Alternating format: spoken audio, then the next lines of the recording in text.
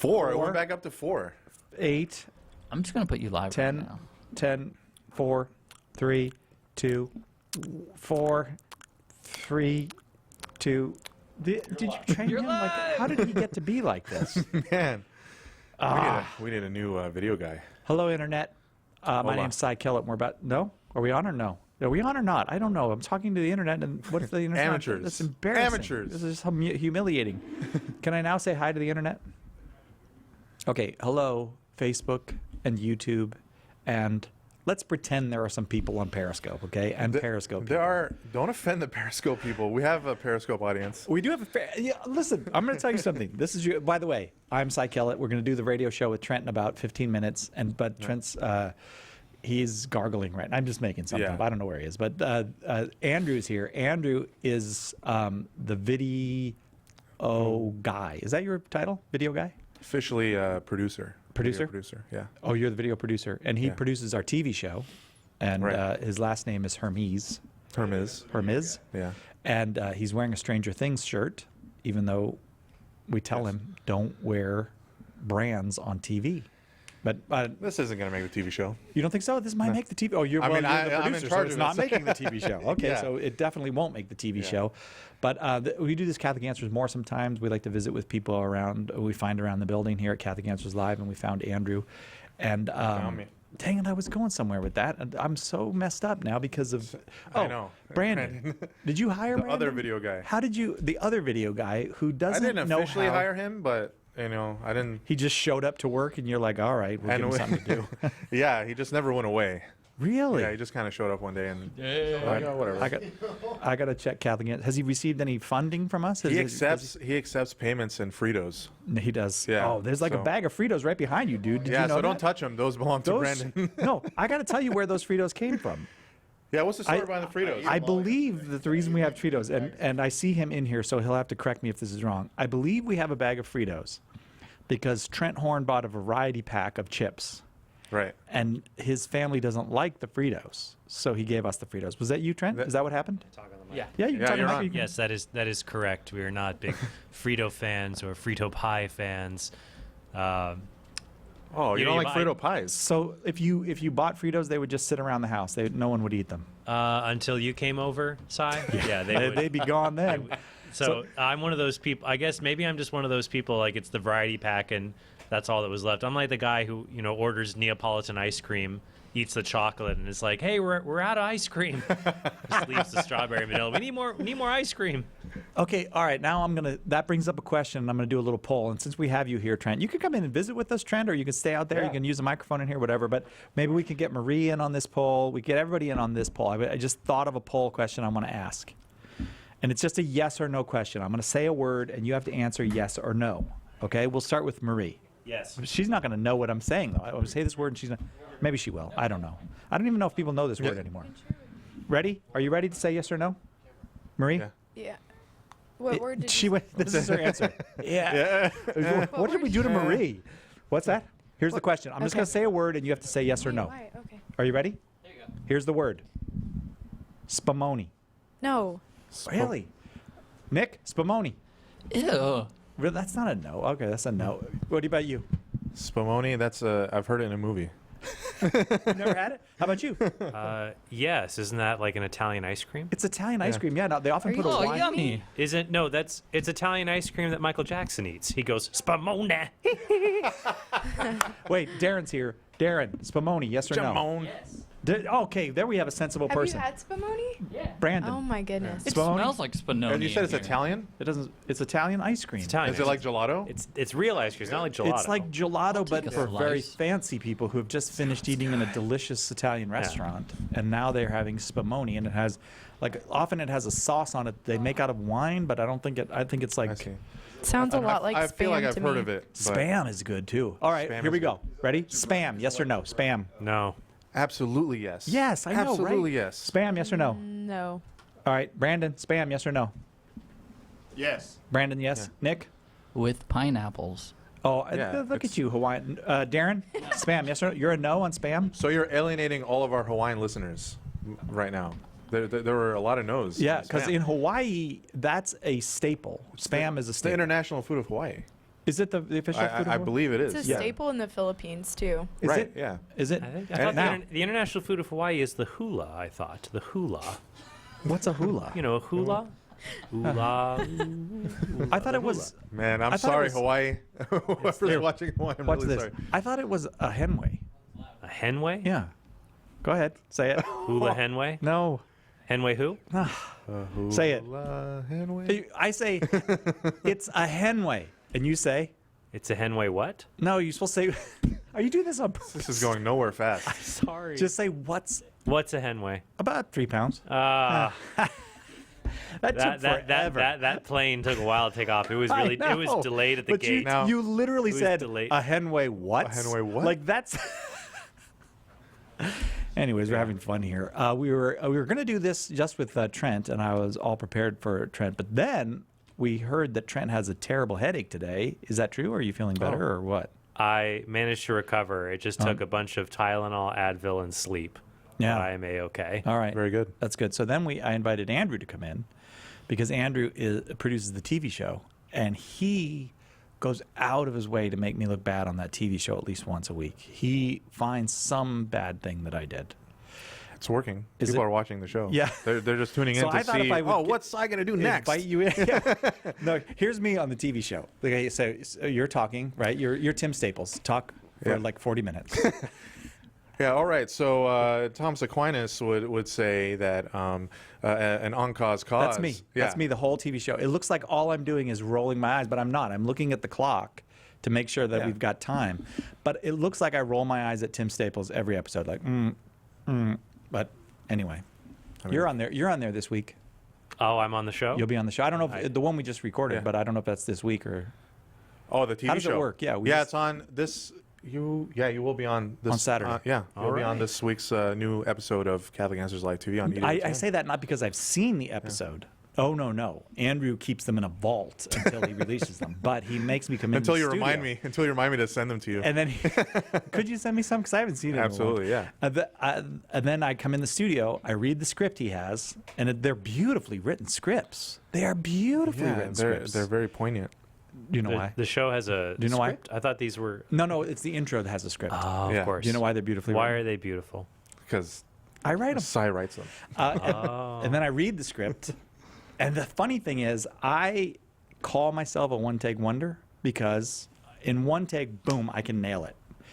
And in all the That's time true. we've been doing the TV show, I think maybe once I nailed it on the first take. Yeah. Maybe once. It usually takes 4 or 5 takes. You've gotten a lot better. It used to take A like long time. 10 takes. Yeah. maybe. Or I would get a perfect take, like a perfect take. And I would say, our guests this week are, and then I'm supposed to say, and our questions this week are, and I would say, and our guests this week are, and I'd be like, oh my gosh, I'm like 4 words away yeah. from. But Cy, if doing it in one take, I hope that's not the only thing you're able to do well, because then that would make you a one-take pony. Yes, right. So I am kind of, I'm not a one take pony. No, I am usually about if you're a 11 one-take pony. wonder, you do that really well, and other things. But if it's your only thing, you're a one-take pony. Yeah, that by the way is one of the Paul Simon songs nobody knows, and it's a great one. One Trick Pony. One trick Oh, pony. you know One Trick Pony? Do you know the song One Trick Pony? No, unfortunately, I do not. Oh, well, I don't think we're allowed to play it. But oh wait, here we go. I just saw this came on Facebook. I read what people are saying sometimes, and sometimes we have a question. But this came on, and I think I should probably read it. It says, "Si's so talented. Give him a star on the Hollywood Boulevard." What a lovely, lovely thought. Have you been on Hollywood Boulevard lately? Oh, I know. You don't even want to It's go not the there. most pleasant place. You're like, I think they have room. Trump's star usually isn't there, so Yeah. maybe you could just take it because they they truncated it. never let it stay there very long. Oh, because people will deface it. yeah. Yeah. I mean, on your best day, you'll just get some puke and a little urine on your star. Yeah. You can't say puke on Facebook. Oh, Facebook said Sorry, yeah, they called and said, "Don't say that Community anymore." I know. terms. That's not agreement. really We true. don't like that. Mark four-letter word. Zuckerberg is. John on Facebook says, "I had spumoni in a CC with Tartufo liquor poured over it." Now you're just Heavenly. showing off. I know, that's a lot of fancy stuff in Yeah. there. Okay, so now we know John was in a CC. He can spell Tartufo. I don't know. It's not. That's Is it a pretty lic- good. He a had liqueur? spumoni in Italy. Not as good as when I had it on the moon. Reminds me of that good old Brian Regan bit. Oh, there's About- like if you've been to the moon, you can one up everybody. Oh, Yeah. hey, got stuck in traffic. You know where they don't have traffic? The moon. 'Cause I've been there. Elon Musk is sending a billionaire around the moon. Did you see that? Yeah, Japanese billionaire. The Japanese Yeah. billionaire going around the moon. I hope he's flying around there in some kind of giant mecha or robot, because that would just make it complete. It's going to look like It's probably just gonna be a Tesla. A giant, Yeah, a giant Tesla Megazord Yeah. going Nah. around the moon. I think it's going Does this, to but be. does It's a this guy Hello have Kitty any, rocket. But They're does this, sending a does this guy Hello have Kitty any rocket. astronautical experience? That's probably not a word. He's a billionaire. Aeronautic. Billionaires can do anything. That's No, the why only they're billionaire who billionaires. can do anything is Batman. Everyone else hires people. Well, to he's do like a things. Batman type billionaire. No, he's a fashion guy. The He was Japanese guy? Yeah, he was. I read about him. He was a drummer in a punk rock band. So right there, that kind of qualifies you to go to the moon. And then he designed a fashion website, and then he has $3 billion. That doesn't qualify you to go to the moon. That at best qualifies you to play Dark Side of the He Moon. gets- Maybe not maybe he even. can design like the new astronaut outfits. Yeah. He's a fashion Well, guy. I'm He probably interested. will, Yeah, I'm yeah. interested to see how this is going to turn out, or if he just sits there and it goes and then it comes back. Well, you know what would be awful if they build it, but in order to make sure the spacecraft is safe for him to go and do that, it doesn't have windows. So would you? You're right by the moon now. I can feel it. So would I you? can feel If they it. selected you, Sai, say you can be the first civilian to ever fly around the moon, but to make sure that it's safe, it actually has no windows. Like, would you? At least you could tell people you had been around the moon. The thing is, the important thing is the moon's been around me. So- That's thank you. Every month, it orbits me. it does the same thing every time. It is a one-trick moon. So one, yes, it's a it is a one-trick one-trick moon. It just goes around the moon, the Earth. Goes around the Right. Earth. And we better hope it stays that way. If it gets new tricks, we could be in big trouble. We don't want the moon doing anything exciting at all. Just Nothing exciting. Just Yeah. be the moon, go around us. Yeah, because we're pretty close to the ocean. We don't want. Oh yeah, The we don't tides want any to get- tidal changes. Yeah, Right. so- Yeah, we don't want the beautiful downtown El Cajon wiped out. We don't want that happening. Or well, God if it does do any other crazy title stuff, all our houses might be beachside real estate. Ah. Something else to consider. Lex Luthor's. He Right. thinks like Lex Luthor. That's his main. Because- Oh, you guys are both superhero guys. You Yeah. both are. Sometimes supervillain fans. Sometimes supervillain fans. Oh, they did this thing. My son and his friend did this thing where you go. It's some website and you put in your qualities and it tells you what. Like it asks you a bunch Like of what questions. superhero tells you you are? what superhero you are. My son got Hulk, which I thought was awesome. that is pretty Okay, his great. friend. He still is mad about this. He got Robin. He goes. Oh, that's You can't be rough. happy with Robin. That's not You even a can't- superhero. He goes, I'm a sidekick. not He even- didn't even get Nightwing. Nightwing. Okay, Yeah. no, he didn't even get At least Nightwing. Nightwing would He's be like, respectable. no, he's So still then the sidekick. Then they do He's still super the villain. They put Yeah. in like which villain would you be? Guess who my son is as a villain? Yours, I don't know. Hulk. Hulk as a villain. Well, there you go. Because he's been on both sides. He's right. just right. he's just He's Hulk. he's either just way. a and passionate guy. yeah, I guess so. I So, guess, what yeah. supervillain do you think we would be? What Okay, supervillains are we? you would probably be Scarecrow. No, I'm just kidding. I don't know Scarecrow. That's better than like Toy Man or something. Really? I mean, right now, everyone's like, you want to be Thanos, but I don't think I'd be. If I had to pick in that universe, Thanos- I'd still probably want to be Doctor Doom. I think Doctor Doom. amazing. I think Doctor Doom could take on Thanos by himself, easy. Really, Doctor Doom. Doctor Doom is probably the scary, like the most imposing villain in the Marvel universe. I would say hands down. Okay, so you would be Doctor Doom. like to be in your Dr. own Doom. mind. But who would you be as a Who supervillain? would I want to be? I would probably want to be the Joker. Really? Yeah. I know it's a Mysterio. common answer, but I like wearing the makeup. Makes you look I'm pretty. trying to think who I would be, but I don't know that many supervillains. You would be you'd be a good like penguin. Out. Out.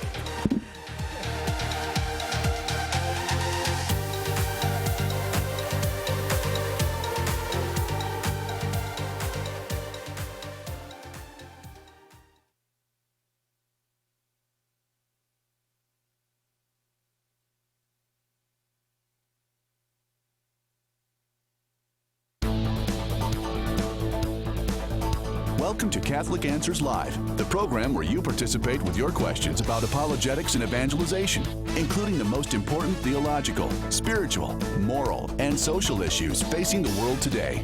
Call now with your question for today's guest. Toll free 1-888-31-TRUTH. That's 888-318-7884. Now, from San Diego, Catholic Answers Live. Hello and welcome to Catholic Answers Live, great big Wednesday show. And it is going to be a good one because we have an excellent guest second hour. Trent Horn will be here to discuss why are you pro-choice. We ask you the question if you're a pro-choice person. You can call and tell us your reason. We love talking about it with you. And first hour, we have a very special guest, Trent Horn, here to talk about why are you pro-choice. And if you are a pro-choice person, we don't try to trick anybody or anything. We are pro-life people. Well, let me check in with Trent. Let me see how are you still pro-life person? I still believe all human beings have a right to life and that abortion should be illegal because it violates an unborn child's right to life. But I am open to speaking with people who disagree about that. And that's the point of this show. If you think abortion should be legal in any capacity, I would enjoy hearing from you. And the number to call is 888-318-7884. We do try to be polite and solicitous and friendly, and even if we can, we try to be as charitable as we can. We really want you to feel that you are welcome to call. 888-318-7884, 888-31-TRUTH if you prefer the spelled version. Trent, by the way, is an apologist here at Catholic Answers, a speaker, and you can find his debates online where he debates people. He's also the author of many fine books. A couple not so good, but I won't name those. But the fine books include Why We're Catholic, Persuasive Pro-Life, Answering Atheism, and the most recent, or I guess most recent because it just literally got delivered yesterday. You could say it just was delivered yesterday. Did I say got delivered? No, you don't need the adjective literally. There's nothing possibly symbolic about that. It was delivered yesterday. Oh, well, I wasn't born yesterday. So... Mm-hmm.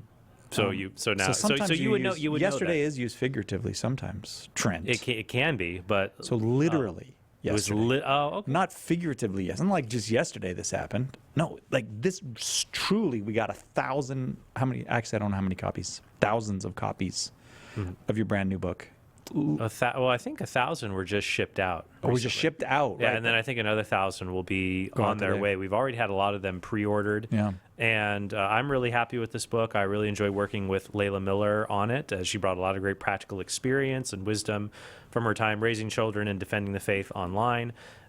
So we cover a lot of important moral issues, including the issue of abortion and how to explain that to young children, older children, and just what the church teaches on this issue and others that relate to the pro-life issue as well, like assisted reproductive technologies, IVF, and things like that. The book is called Made This Way, How to Prepare Kids to Face Today's Tough Moral Issues. And Made This Way suggests to me a creator, that is, I was made, and that I have a particular nature that has to be respected.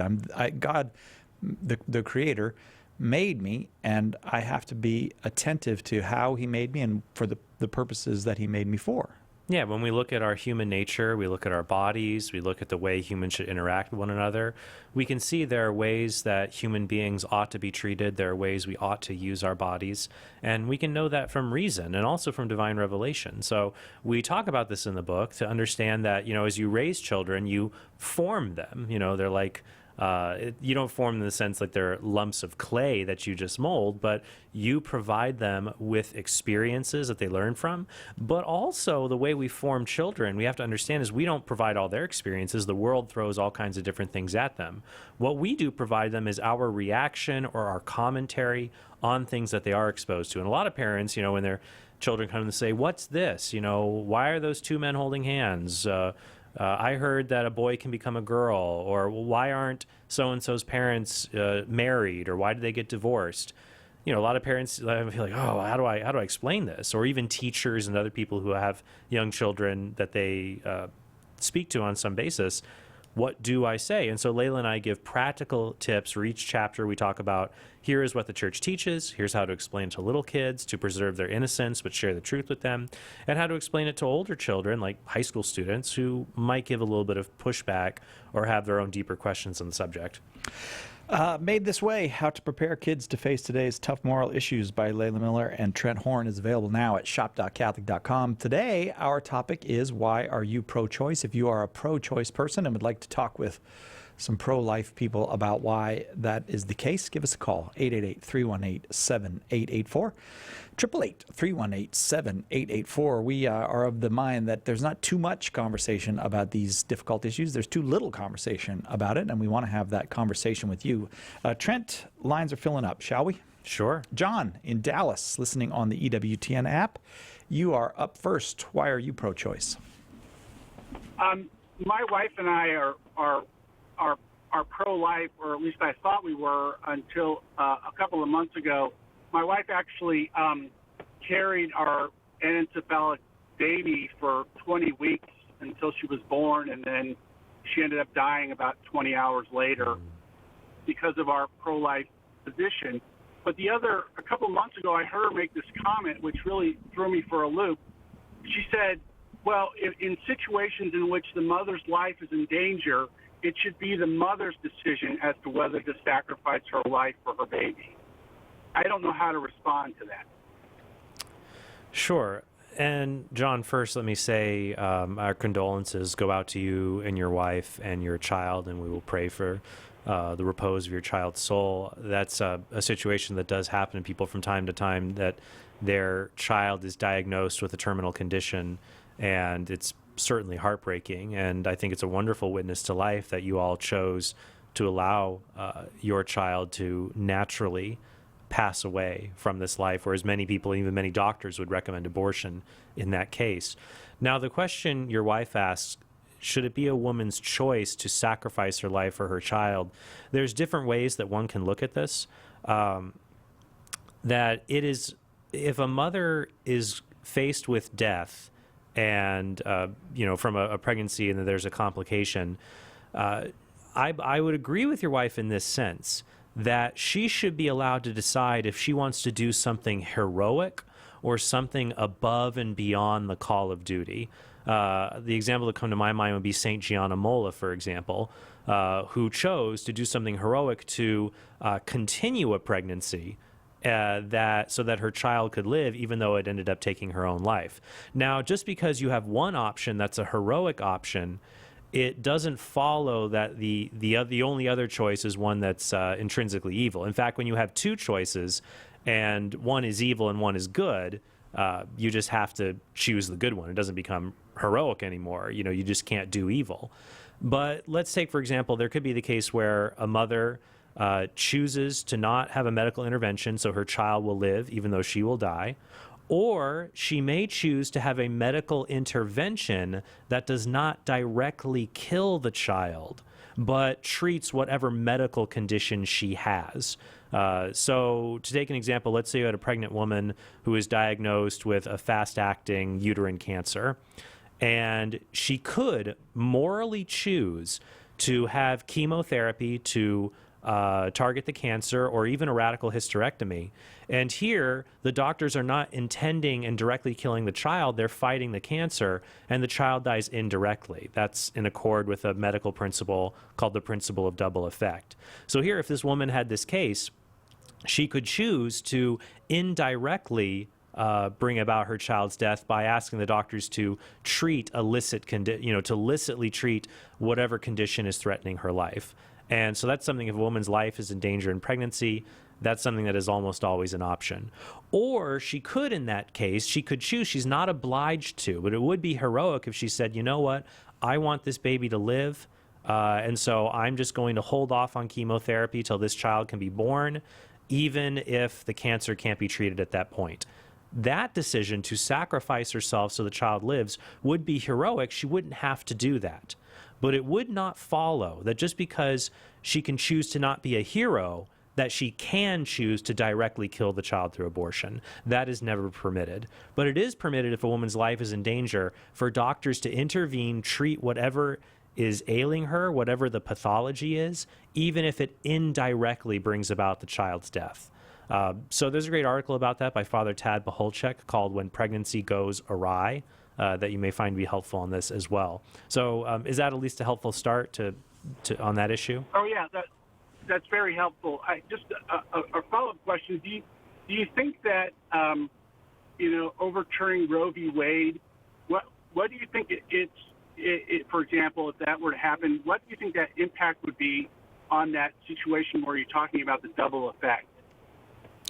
Sure, and Right. And we'll have to go to a break here in a second, but let me answer that quickly. If Roe versus Wade were overturned, it would restore the ability to legislate abortion back to the states. And prior to Roe versus Wade, all states had exceptions to allow abortion if a woman's life was in danger. I don't even think they required that the intervention pass the double effect test, that if a pregnancy was going to threaten a woman's life, states prior to Roe versus Wade, I think all of them had the exception that if a pregnancy threatens a woman's life, they allowed it in that case. Now, Catholic hospitals, for example, might have a different protocol where they say, well, even if your life is in danger, we still have to adhere to the principle of double effect. We wouldn't allow direct abortion. But at the state legislative level, I think the states that are poised to make abortion illegal, like South Dakota or Mississippi, would outlaw abortion, and they may allow exceptions. They may even allow exceptions in cases of rape or fetal deformity. But I think what would happen is if Roe were overturned, it would go back to the states. Some automatic laws may take into place, but you would quickly have a patchwork of states where abortion is only legal in rare cases, and then states where abortion is legal until the moment of birth, and so we would still have a long road ahead of us. But this is a good question.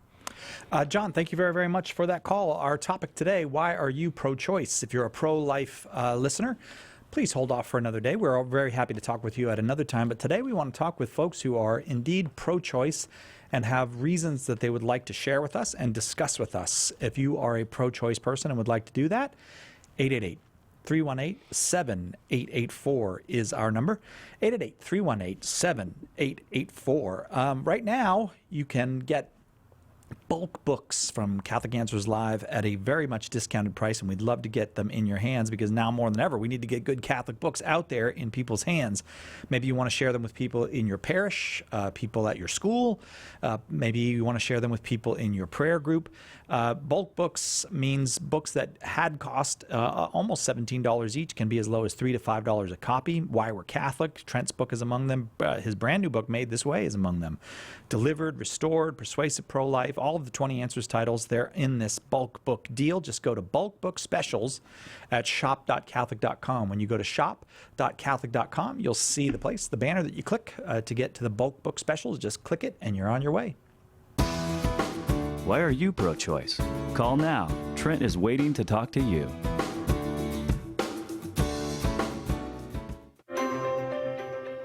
You've heard that St. Paul Street Evangelization supports hundreds of teams of evangelists sharing the good news. But did you know that some of these teams are public prayer stations?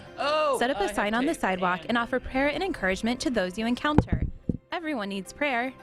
Try this new method of witnessing to Jesus. Contact St. Paul Street Evangelization to get started at streetevangelization.com. That's streetevangelization.com. The leading Catholic voices are on EWTN Radio. Every single day, I get to help our listeners of the Sunrise Morning Show wake up, find out what's going on in the church and the world, and then walk with them as we all seek to grow in knowledge and love of Jesus Christ and the Catholic faith. I mean, how could it get any better? The Sunrise Morning Show with Anna Mitchell and Matt Swain. Tomorrow morning, 6 Eastern on EWTN Radio. Call now with your question. 888-318-7884. This is Catholic Answers Live. Welcome back to Catholic Answers Live. Our topic today, why are you pro-choice? If you're a pro-choice person, we are pro-life people, and we'd love to discuss with you why you have reasoned your way into the pro-choice position. 888-318-7884. As the Bible said, let us reason together. Tim in Tehachapi, California, you are next. Tim is listening on the EWTN app. Your question, Tim, not your question. Why are you pro-choice? Well, I have been talking to several people who are pro-choice, and they came up with the question, both lying and adultery are immoral, but they're not illegal. So what is the difference between lying and adultery and abortion and same-sex marriage? Okay, well, first, I'm going to bracket the question of same-sex marriage because that's a separate issue, though I will say that anyone who believes that marriage should be a legally recognized entity, a legal institution, believes in outlawing some kinds of unions people call marriage. Anyone who believes there should be marriage is going to draw defining boundaries to it. So people who believe in so-called same-sex marriage usually believe marriage should be legally defined as a union of two persons. So they believe in outlawing essentially polygamous marriages. So the idea here is, well, why do we have laws?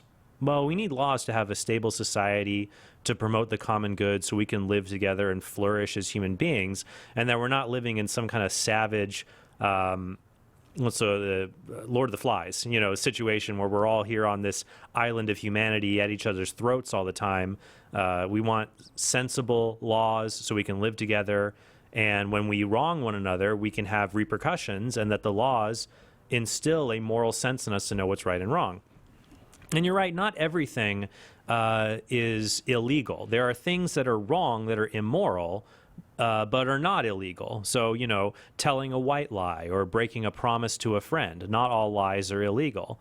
Some lies are illegal. If you commit fraud, if you lie to someone about a business venture and defraud that person, lies that are tantamount to fraud or defamation or slander, those are illegal, and you can get in trouble, civil or criminal penalties. When it comes to adultery, adultery is still illegal in some states. Not everywhere, because the idea of enforcing laws against adultery might cause more harm than good and invading people's privacy. But sometimes laws against adultery are helpful when it comes to settling matters related to divorce, about who's at fault if someone commits adultery in a relationship. And the idea of strengthening marriage is good for society. So to answer your question, Tim, we make something illegal when the sin becomes serious enough to cause serious harm to other people. So not all lies are illegal, just those lies that cause demonstrable harm, like fraud or slander or defamation. Not all sexual sins are illegal. Lust, obviously, is not illegal. It'd be hard to prosecute a thought crime. But, rape, for example, obviously should be illegal. So when it comes to abortion, we would just have to ask, well, what kind of sin is this? What makes abortion a sin? And I'd say it's a sin because it is an attack on human life. It is the unjust killing of a human being. That's probably the most serious thing you can do. So why wouldn't that be illegal? That abortion, the sin of abortion, is not like the sin of breaking a promise or the sin of having lustful thoughts. It's more like the sin of serious fraud that causes severe harm, or like the sin of rape. It is a attack on an innocent human being that deprives them of the most important right they have, the right to life. And so the law should protect human beings at this fundamental level. That's how I would look at it. What are your thoughts?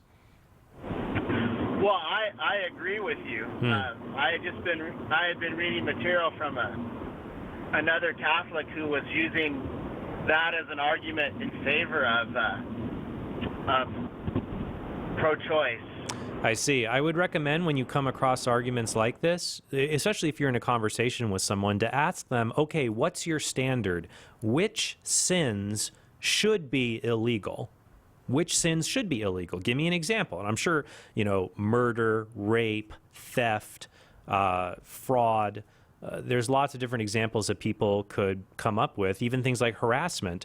And you have to ask, well, what do they all have in common? They're all attacks upon another human person. Is abortion an attack on a human person? I think the evidence is very clear that it is. And so it would fall into that category as well. If you like more information on that, in Chapter 12 of my book, Persuasive Pro-Life, I answer the arguments from people who identify as being Christian or Catholic who think abortion should be legal. You might find that helpful. It's Chapter 12 of my book, Persuasive Pro-Life. Tim, thank you very, very much for that call and for sharing with us your question. And I want to speak to the caller. If you have, if you're a pro-choice person and you'd like to share with us why you're pro-choice, And if you can speak better than I am currently doing, you are welcome to call 888-318-7884. We go now to Marcos in Denver watching on YouTube. Marcos, thanks very much for watching. Your question, why are you pro-choice? Hello, everybody. I'm pro-choice because it comes down to consent of how someone wants to have or allows their body to be used by another person. For example, that's the difference between sex and rape. You have to give consent on how your body is being used, and that seems to be the crux of the issue for me at this point.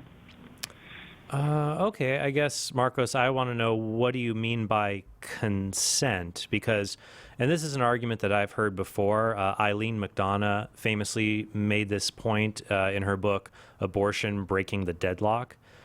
What do you mean by consent?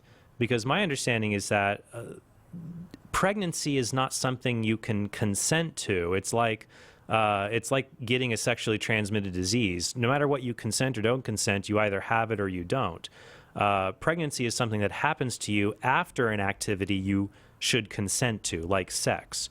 So if you consent to sexual activity, it seems to me that you're responsible for the consequences of that activity, which are naturally ordered towards creating a helpless human being. So wouldn't you have a duty to care for that child whose existence you're responsible for?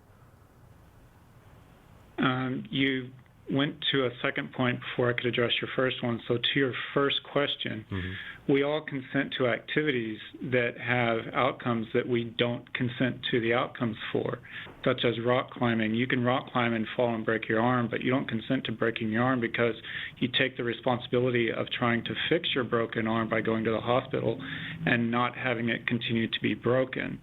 The woman consenting to sex isn't consenting to the pregnancy because that's another person violating her body's use because she has to consent to that pregnancy. Again, it goes back to the example of consensual sex versus rape. She's allowing somebody to use her body consensually.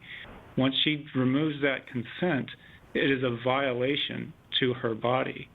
So you're saying that a woman can a man and woman can cause someone to come into existence that they know is dependent on a person's body and then later kill that person because they don't want to provide for that child anymore?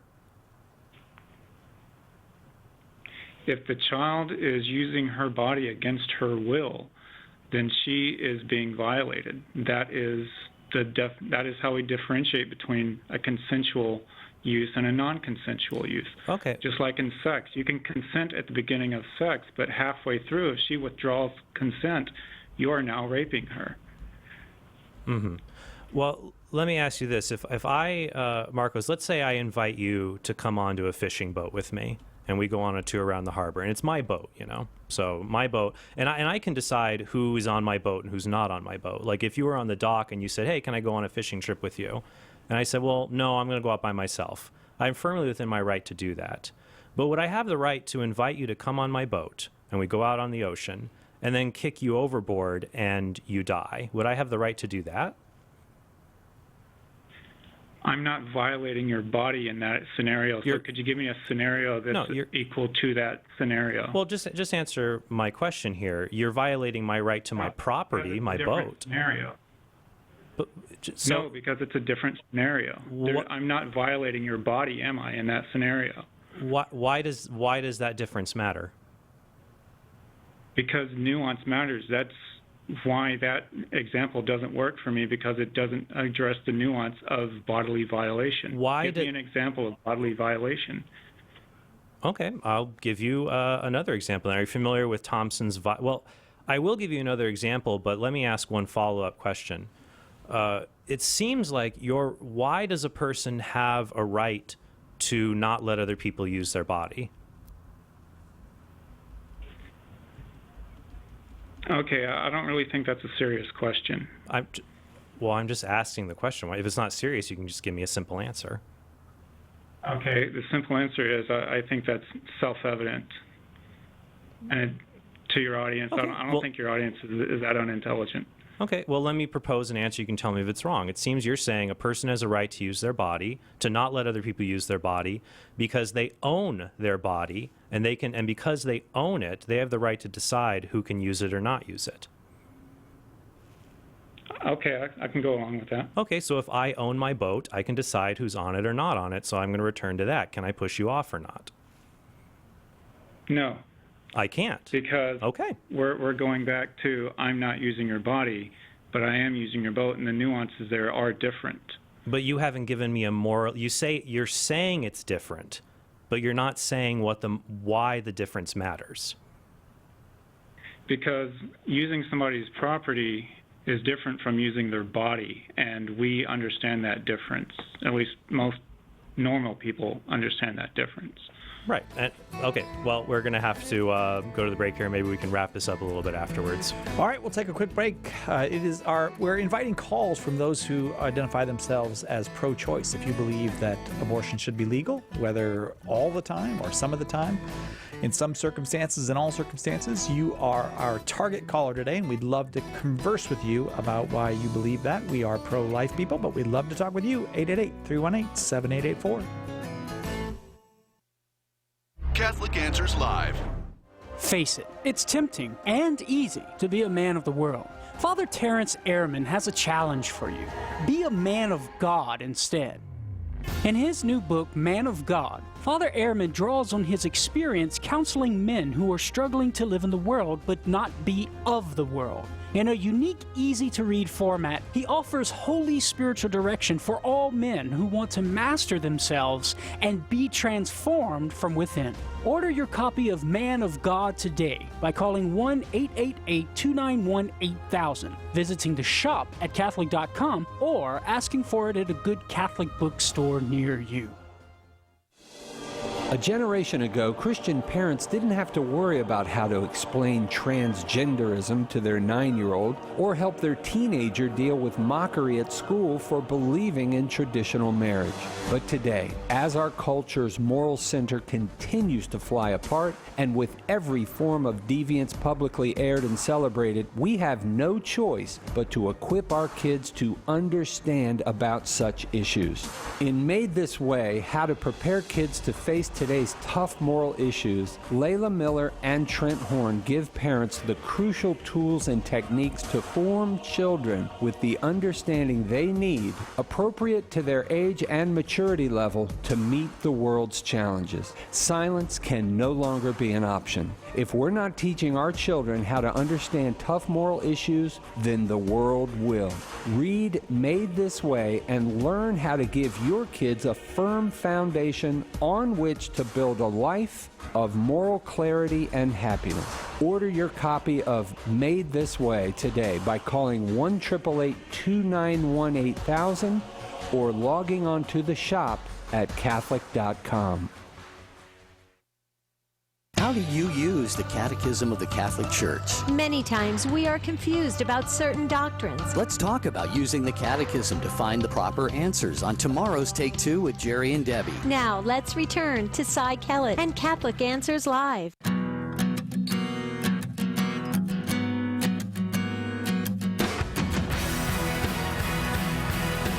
Welcome back to Catholic Answers Live.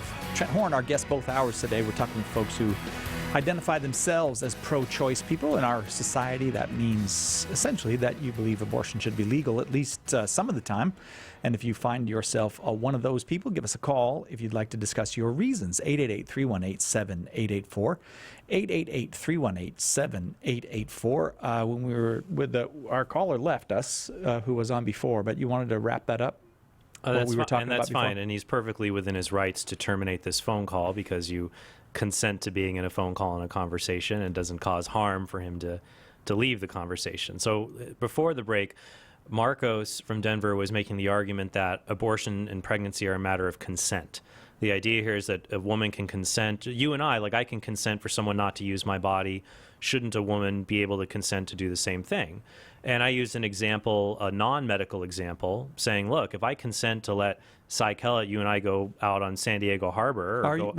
Am I going to end up dead at the end of this? How good of a swimmer are you? That'll answer the I'm so question. tired of you killing me every time we do the show. Well, I haven't killed you. If I All right, don't go. consent to you being in the boat anymore, I can Yes. kick you out. Now, Marcos, we could have addressed more, but unfortunately he's left us, said, no, I want an example involving the body. So, I mean, if we looked at organ donation, for example, I'm sorry, I do this to you again. So let's say they rescue you from the harbor. Well, the doctors found out that you have, you need bone marrow. And so if I consent to give you bone marrow to save your life, I could actually stop halfway through that and say, sorry, you're a great guy, Cy, but it's just too much work for me. Bone marrow extraction is very painful. I'm going to decline. If I do that, as sad as it may be, I have not killed you. I have failed to save you. Yeah. And so I can consent to not give you my body in that regard. But pregnancy is not like that. Pregnancy would be more like I consent to give you my kidney and you have my kidney and then I take it back from you Yeah. and put it back in my body and I kill you in the process. So if you engage in an activity that causes a vulnerable human being to come into existence and requires your body, you have obligations to sustain that child using your body as it's naturally designed. I might not be required, a woman may not be required to fillet her skin to feed a starving toddler, but certainly if she has a starving newborn and the only way she can feed the child is by breastfeeding, you wouldn't say, well, if she wants to, sure, but that child has no right to use her body. The child most certainly does, has the right to that which naturally sustains him. If that's true for the newborn, it's true for the preborn or unborn child as well. So that's just to finish up the conversation we were having with Marcos. He left us before the break, but we'll see if other people bring up those same points later. And Marcos, thank you for your call. Our number 888-318-7884. If you are a pro-choice person, I do not know why it's so hard for me to say pro-choice today. I just can't get it out. But if you're a pro-choice person and you would like to discuss your reasons for being pro-choice with Trent Horn, give us a call, 888-318-7884. We go now to Joey in New Braunfels, Texas, listening on 89.7 FM. Joey, why are you pro-choice? Hey, how's it going? Well, I think in this discussion I'm listening to, and I jumped in kind of late into the discussion, so I'm assuming this is regarding the whole Roe versus Wade reversal. And I think the real question here is there a difference between legality and morality? And morally, I don't think any of us are okay with abortion, and it seems like it wouldn't be great.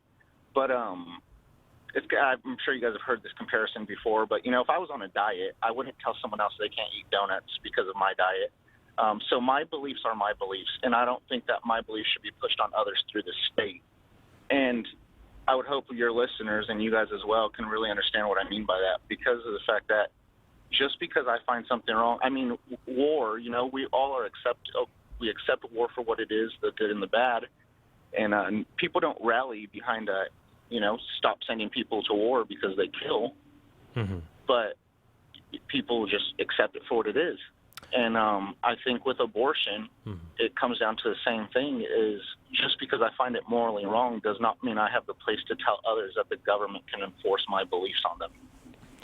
All right, well, Joey, let me address both of your points, and then maybe we can have a little back and forth. First, when it comes to war, I think it's perfectly within people's rights to protest and make their voices heard that a government that they belong to should not engage in a war that they believe to be unjust, or even one that's just not practical, that is causing harm and has very little, if any, benefit. If someone believes a war is unjust, I think they have a moral obligation to protest and do what is feasible, what is possible for them. I mean, who knows, if they live in a totalitarian dictatorship, it may not be prudent for them to protest an unjust war, because all that will happen is they will end up getting killed and there will be no positive benefit to it. But if someone believes that a war is unjust, let's say in the United States, I think they would have a moral obligation to make that known, especially if the war is, for example, directly targeting innocent civilians, like children, for example.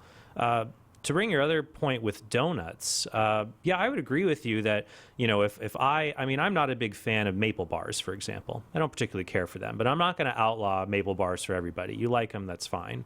But let's say there was a donut that tastes really, really good for adults, just amazing, the creme de la creme donut. But it turns out this donut kills 20% of children who eat it. And some parents still feed their kids this donut, and there's lots of kids who are dying from this donut. Well, do you think maybe we should make it illegal for those parents to give their kids this lethal donut? What do you think of that argument? Oh, the donut, yes, I would completely agree. If you had a donut that killed 20% of the kids. Sure. And then to extend the argument, then if you have a medical procedure that kills 100% of children who are involved, maybe we should make that illegal, and that would extend the argument completely to abortion. See where I'm going?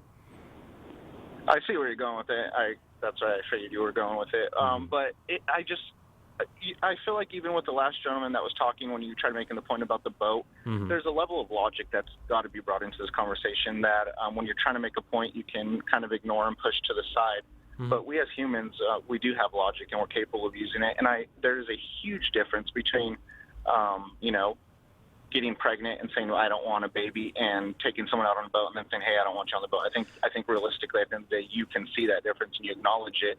For the fact of debate, I could see why you wouldn't. But overall, I think. Well, Joey, let's talk about it, because Marcos didn't want to. He just said, well, you're unintelligent if you don't see that. I see there is a difference there. I'll agree with you there is a difference in that in pregnancy, anything involving the body is going to have more of an intimate interaction. It'll have more immediate physical burdens. But at the same time, I could change my boat example up to show that, we consider pregnancy, like if I spend 2 hours on in a harbor with Cy Kellett, the burdens that I'm sorry, Cy, I have to do this again.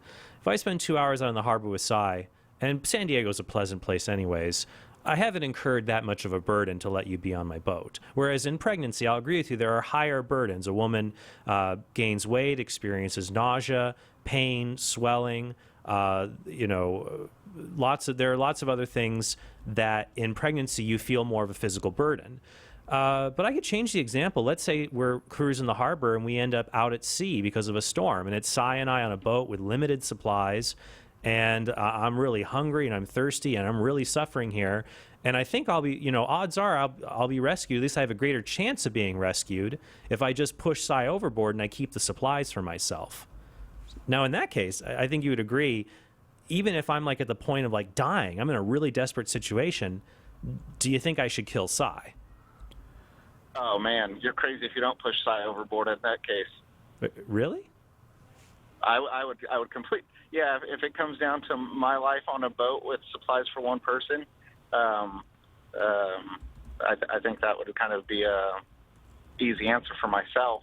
And well, I will. That's a very right. Well, I will tell you this. There was a R versus Dudley and Stevens is a British criminal case dealing with this.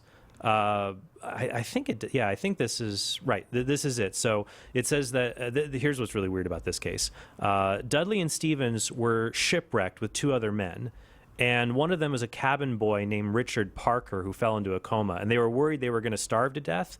So Dudley and Stevens killed Parker to eat him, and later they were rescued, but the British courts actually found them guilty of murder, and their attorneys, their legal counsel, put forward an argument. It was an argument of defense based on necessity, and the court ruled that necessity is not a defense for murder, actually. That is still wrong, and I think most people, if you really do think about it, it is wrong to murder someone, even if you need to do that to save your life. Now, it's different killing someone who's trying to kill you, like in self-defense, that's one thing, but just murdering somebody so that you have a greater chance of living, even the courts have seen that that's wrong. Oh, and a crazy coincidence here, Edgar Allan Poe wrote a similar story before this, Cy, about people who were shipwrecked and they ate the cabin boy. Guess who the cabin boy's name was in the Poe story? What? Richard Parker. Oh, weird. The same name. So it's... But in any case... What's up with Edgar Allan Poe? That guy. That's a good bumper sticker. That's actually creepy. Right. So Joey, just to bring it all back, I'm not trying to be flippant about the differences here, but I do think that when we sit down and we do think about it morally, the differences are not big enough, they're not morally relevant enough to justify that even while pregnancy is more intimately involved in the body, and people incur greater burdens when they're pregnant, that does not justify directly killing another human being in order to not have to endure those burdens. And also, I would say that most abortions are not motivated by the desire to not be pregnant. That's another point that a lot of people fail to miss, and that changes the morality of the issue a little bit. Because I would say 9 out of 10, at least 90%, of pregnant women who go into an abortion provider, imagine it's 50 or 100 years from now, and the abortionist says, okay, we got 2 abortion procedures. Both of them will make you not pregnant anymore.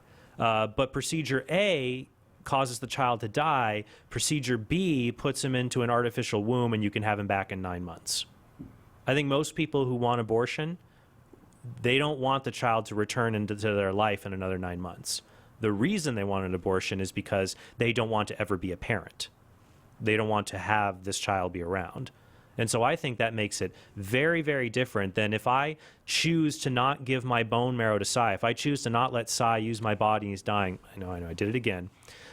That if I choose to not give you my bone marrow, Cy, and you live, you miraculously recover from your cancer, I would celebrate. But you'd never be on this show again. I know, it might be awkward between us a little bit. Yeah.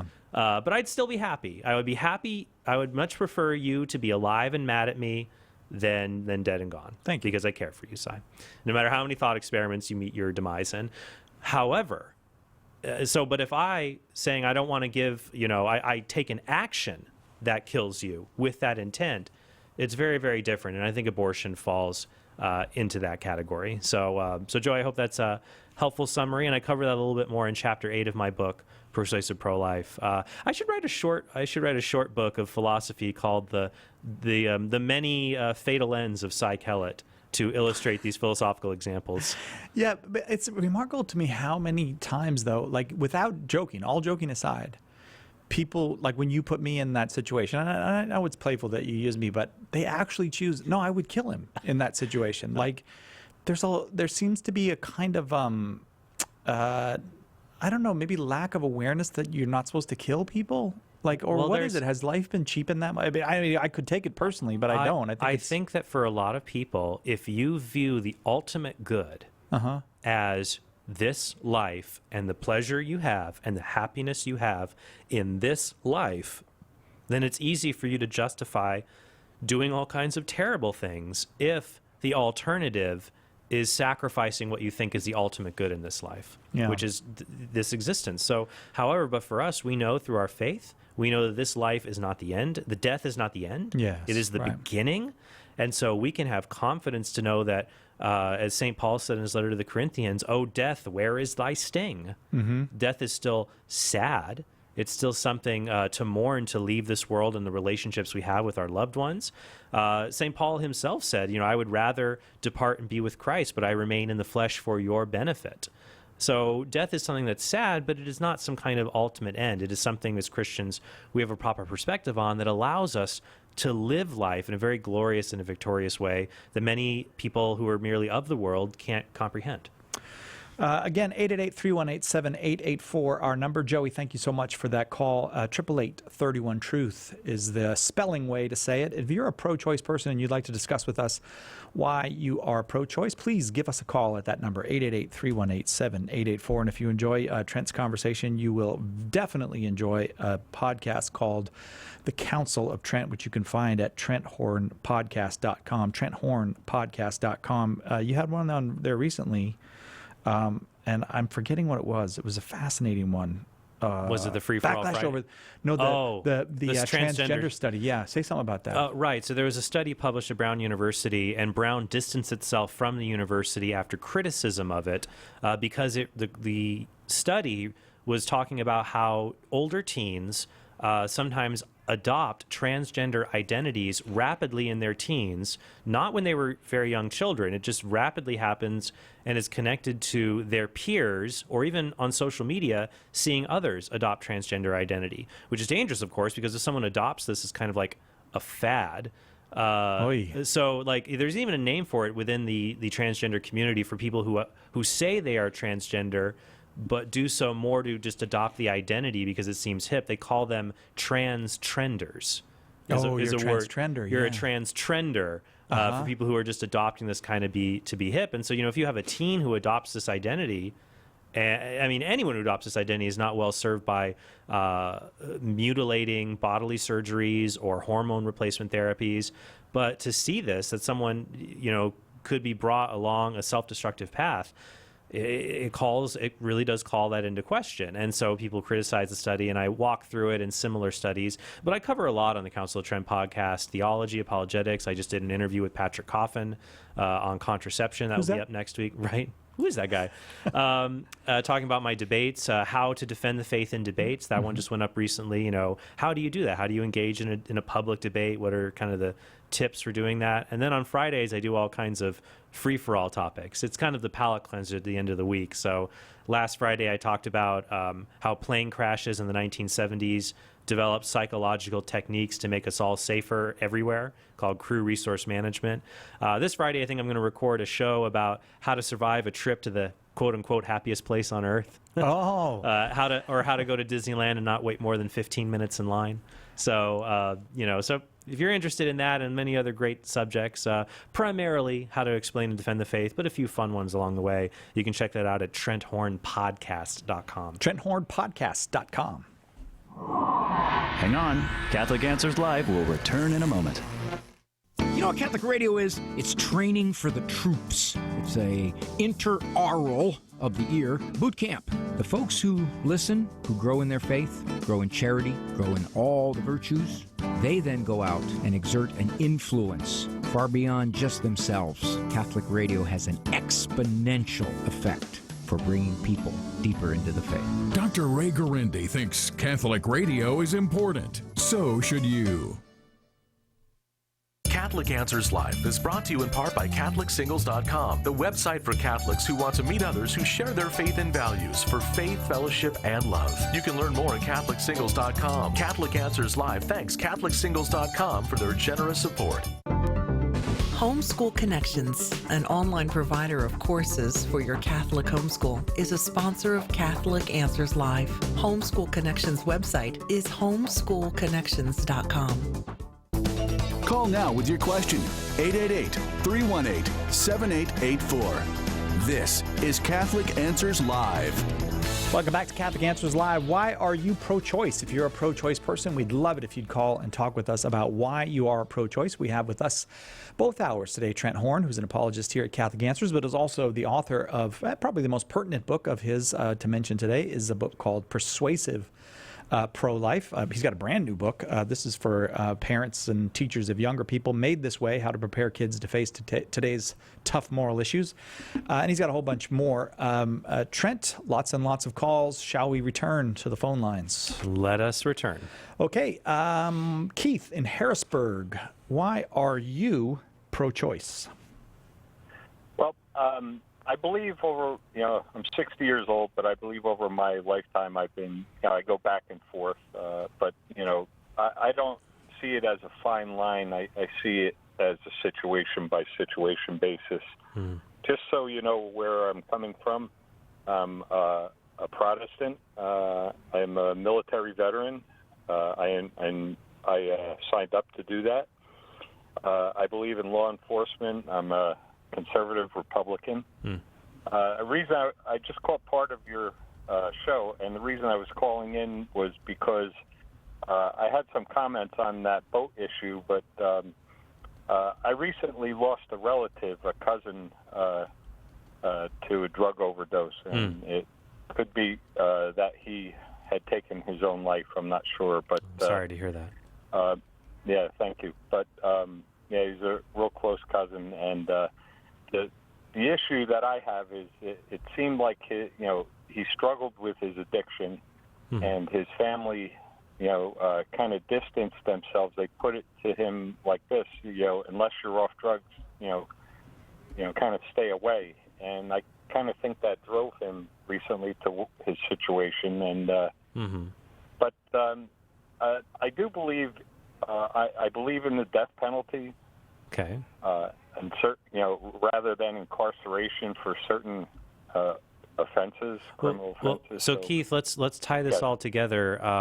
When do you think abortion, like one example where it's definitely okay, and maybe one example where it's definitely not okay. I guess I'm on the fence if there was sexual abuse. I know it's a woman's right, to request an abortion.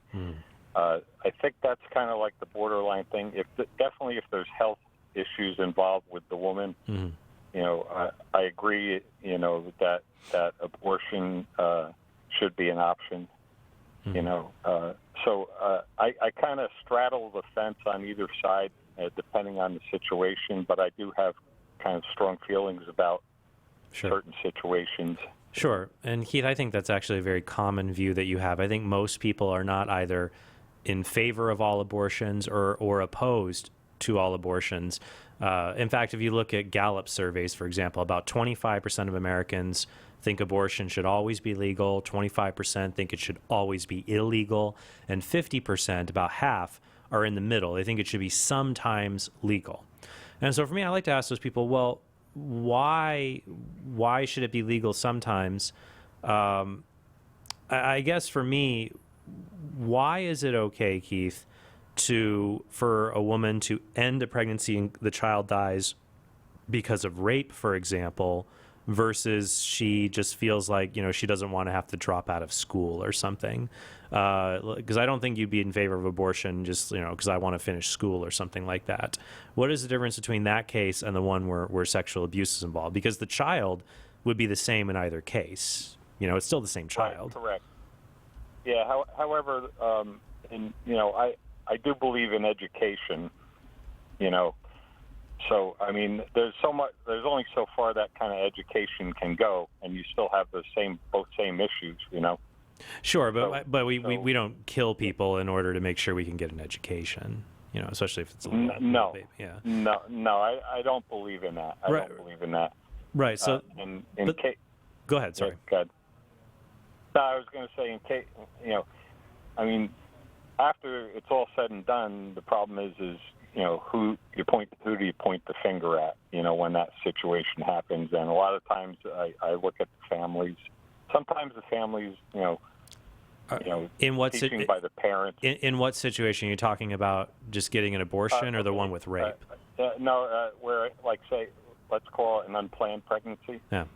In the case of, and the woman wants an abortion to go to college. Mm-hmm. Is that what you're?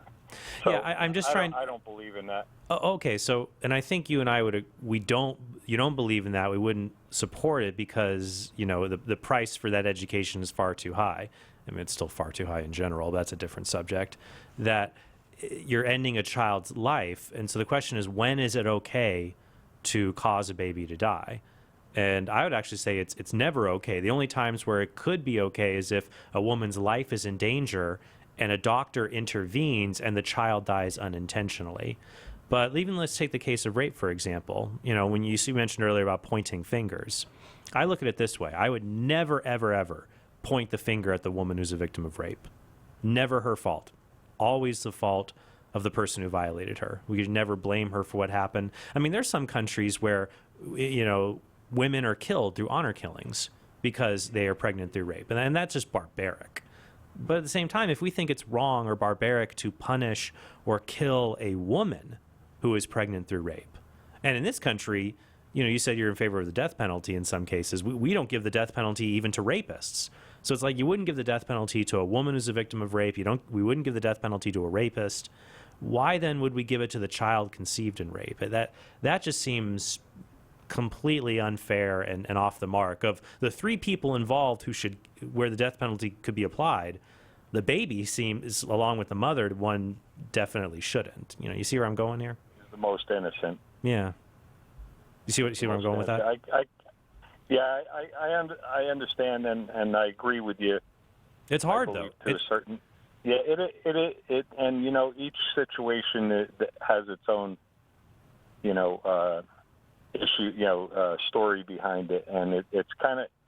I think people jump to conclusions a lot of times. You see news articles and they only see part of the story. Sure, and so Keith, I think when this happens, I think we have to understand that people's lives can be complex and difficult, But moral answers to these issues can actually be simple. We can say it is wrong to kill human beings. No matter how complex your situation is, we can always apply that simple truth to not directly kill innocent human beings and always try to find another way. And I think that we as a civilized society should always do that, and I'm grateful for your call.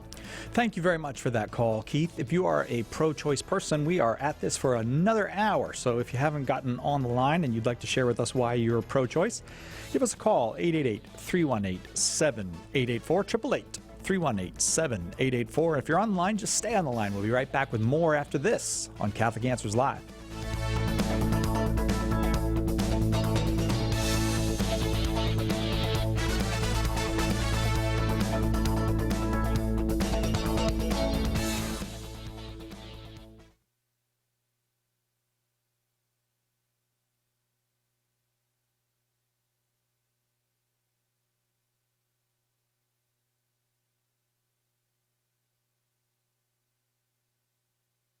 Wouldn't it be great to have a book to give to anyone to explain exactly why Catholics believe what we believe? The good news is now there is. Why We're Catholic is the groundbreaking new resource by apologist Trent Horn, that one book you can hand to anyone as a starting point for helping them find their way into or back to the practice of the Catholic faith. In a series of short, easy-to-read chapters, Trent covers the whole range of common topics, starting with why we believe in anything at all and answering all the common objections to the Catholic faith, both doctrinal and moral. Don't miss out on the most important, life-changing book to come along in years. Better yet, it's only $3 a copy when you order in bulk.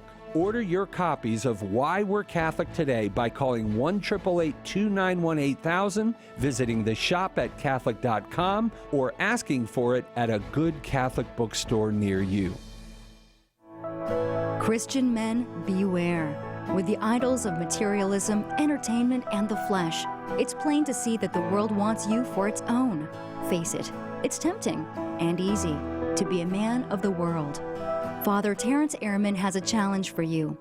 Be a man of God instead. In his new book, Man of God, Lessons to Young Men About Life, Sex, Friendship, Vocation, and Loving with the Heart of Christ, Father Ehrman draws on his experiences counseling men who are struggling to live in the world but not be of the world. In a unique format, he offers a plan for ongoing conversion, holy spiritual direction for all men who want to master themselves and be transformed from within. Order your copy of Man of God today by calling 1-888-291-8000, visiting the shop at Catholic.com, or asking for it at a good Catholic bookstore near you.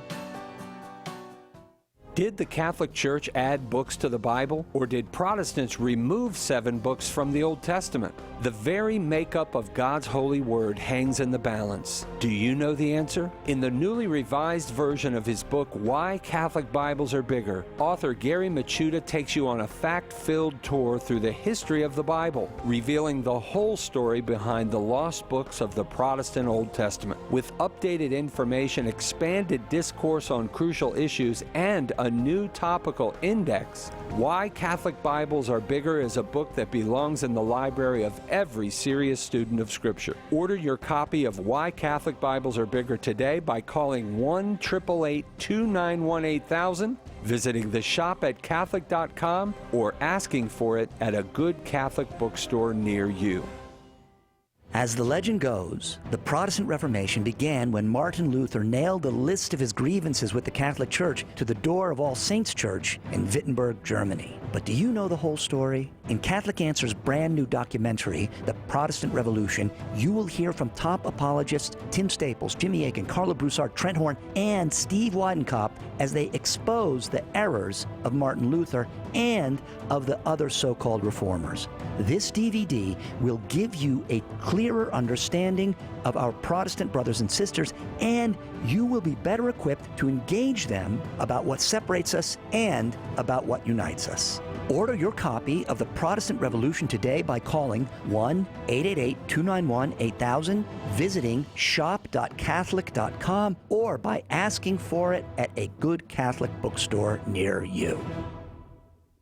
Just like the saints of the Counter-Reformation, our own souls are in constant need of reform, of reconversion to God and His will for us.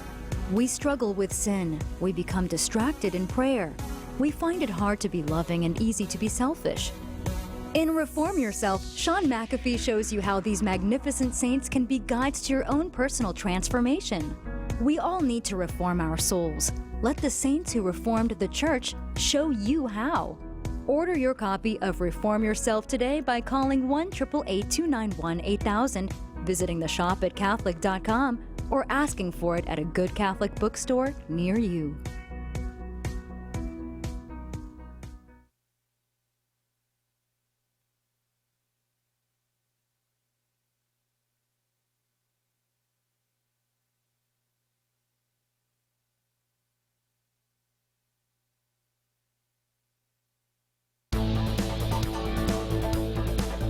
Welcome to Catholic Answers Live, the program where you participate with your questions about apologetics and evangelization, including the most important theological, spiritual, moral, and social issues facing the world today. Call now with your question for today's guest. Toll free 1-888-31-TRUTH. That's 888-318-7884. Now, from San Diego, Catholic Answers Live. Welcome back to Catholic Answers Live. Trent Horn still here with us in studio. Thanks for doing 2 hours with us today, Trent. Oh, I'm happy to. And we're talking about, life issues with those who say they are pro-choice. If you are a pro-choice person and would like to tell us why you have come to that position, give us a call, 888-318-7884, 888-318-7884. Trent is an apologist here at Catholic Answers. He goes all around talking about the Catholic faith. And he leads pilgrimages. He has a podcast, Council of Trent. And I also have, if you're interested in pilgrimages, go to Greece2019.com because I'll be leading a pilgrimage to Greece in the footsteps of St. Paul, all through Greece and Ephesus and Patmos, where John wrote Revelation. So that will be one I'll have coming up this summer. That's at Greece2019.com. And yes, that you asked me before, it was available? I'm like, yeah.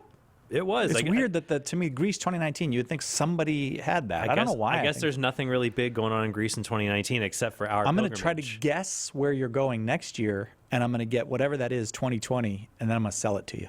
I'm going to make you pay me for it. Okay. Well, make you not kill me anymore. What if I do a private pilgrimage to Tahiti 2020? No, I'm not going to make you pay me. I'm going to make you take me. Okay. I would like to go to Tahiti. I'd like to see Tahiti. You ever been there?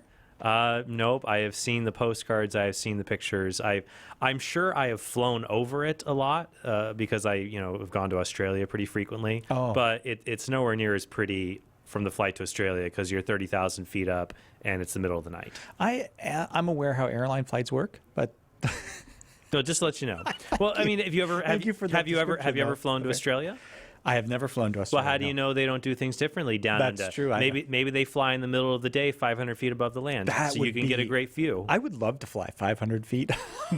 16 hours. Yeah, it would be cool. But I'm sure you would scare some people on the way, though. Like people in their fishing trawlers and you're 500 feet over them in a 747. Yeah, probably 787. Well, thank you for turning that introduction into an ad for your upcoming pilgrimage. Opportunity to share Greece, the pilgrimage. 2019. No, Greece.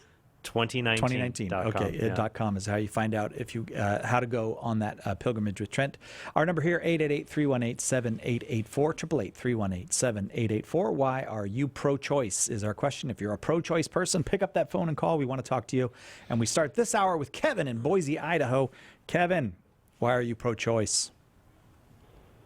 Well, it comes down to free will. And free will, you reflect on God's law and boy's law in choice. And every human has their choice, right or wrong, good or bad. And individuals who support abortion is a choice. And if it's not against boy's law or people's law, I am not going to criticize them for making that choice. I personally would have.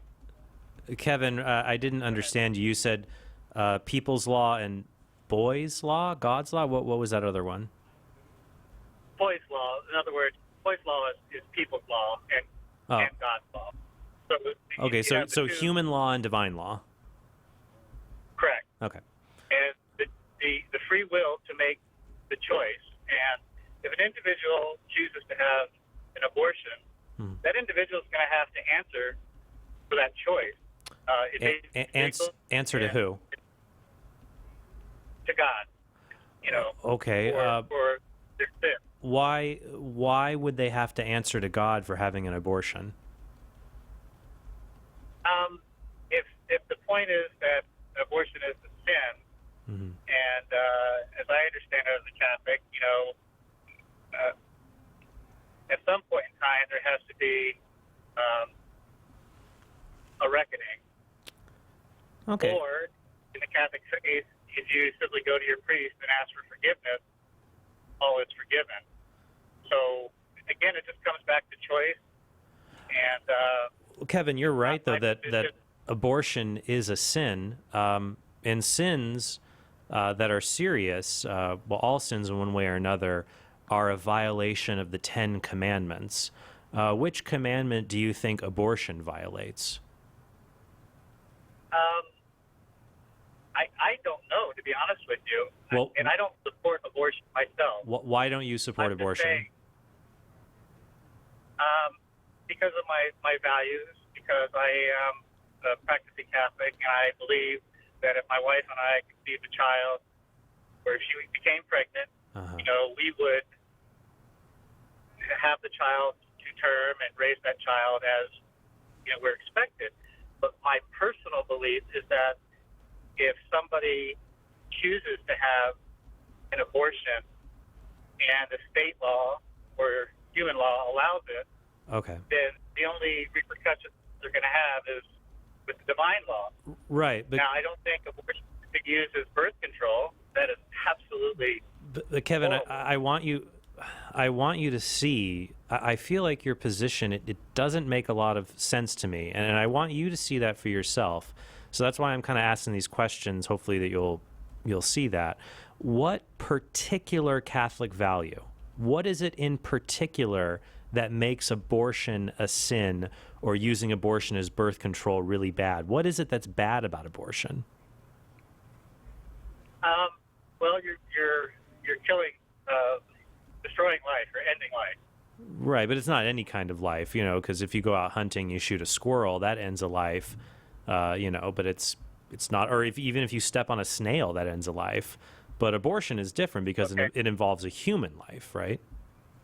I think we all know that. I think your listeners are smart enough to know that that's what I'm referring to. Right. But But it just doesn't make sense to me, though, because one, God's divine law, when I was mentioning the commandments, it seems clear abortion violates the 5th commandment, thou shalt not kill or thou shalt not murder. So like with murder, that violates God's law, and we have human laws against murder.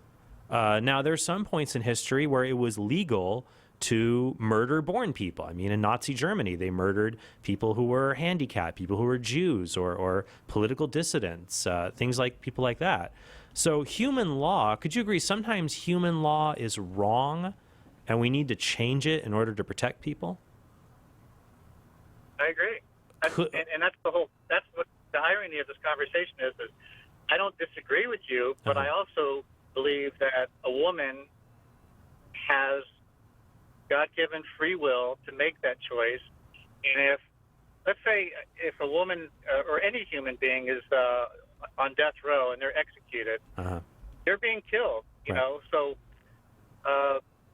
it's the same scenario. Well, it's not the same because, well, one, there are actually Catholic philosophers who would argue that you shouldn't directly kill any human beings, even someone on death row. But traditionally, the difference is it is wrong that the death penalty involves the killing of a person found guilty of a capital crime deserving of death, something like first-degree murder. Like, we would agree it's wrong, and the state should not be allowed to execute innocent people, even if they thought they had a really good reason. So here's what I'm trying to figure out, and I've heard this argument before, and here's what I can agree with. Yes, if you say people have free will, so they're going to choose to have abortions. I would say, well, you're right. People have free will. They might choose to harm other people, whether it's through abortion or rape or murder or burglary. You're right. People have free will. Nothing we do can take away someone's free will. Even if you make something illegal, would you agree? Even if you make something illegal, you don't take away people's free will because they can still break the law, right? Yeah, right. So, agree. yeah. So we don't take away their free will. The question is, do we demand that people be held accountable for their actions? So when we pass laws exist so you can be held accountable that if you hurt other people, you will be punished. One, so that justice is preserved, so that the wrong that you've committed is righted somehow by you deserve punishment for what's happened to balance the scales of justice. And two, by punishing you, that deters other people from committing this kind of harm. So I'll just have this position with you. I agree. People have free will. We can't take that away from them. Some people will choose to have an abortion, and they will have to stand before God if they do not repent of this sin, and they will have to answer for it. But that only shows that some people sin and God will judge them. There's still the option here that I think God will also judge us and ask, what did you do for these little children who needed to be protected? What did you do to protect them? And if I said, well, I let people exercise their free will, what if God just says to me, but these babies never even got the chance to exercise their free will because you didn't speak up for them? What am I going to say to God? What do you think? Well, I think, quite honestly, that's an individual, a case-by-case basis. I can't speak for you. What if he said that to you? Just Kevin, he says, look, Kevin, these are you and I, it should be clear, you don't kill human beings. Thou shalt not kill. Human beings are made in the image of God. And as human beings, we're called to care for one another. I mean, our faith is clear. Jesus says that we're, to love our neighbor as ourself. That's the greatest commandment. Love your neighbor as yourself. So if God asked you, how did you love your unborn neighbor? What are you going to say? Well, I mean, the practical answer, the pragmatic answer for me is I would probably say, well, I didn't know my neighbor, had an abortion and this fetus, his life was terminated. Albeit, if my sister told me, hey, I'm going to have an abortion, I would sit down and say, look, please don't. This is a human life. I would do everything I could. Well, Kevin, here's something loving you could do for your unborn neighbor. Let's say Roe versus Wade is overturned. Could happen soon. We don't know. And you could go down to a voting booth and check a box that says, make it illegal to abort unborn children. Would you be willing to do that for your unborn neighbor? Absolutely. Yes, I would. Amen. Because my personal, okay. I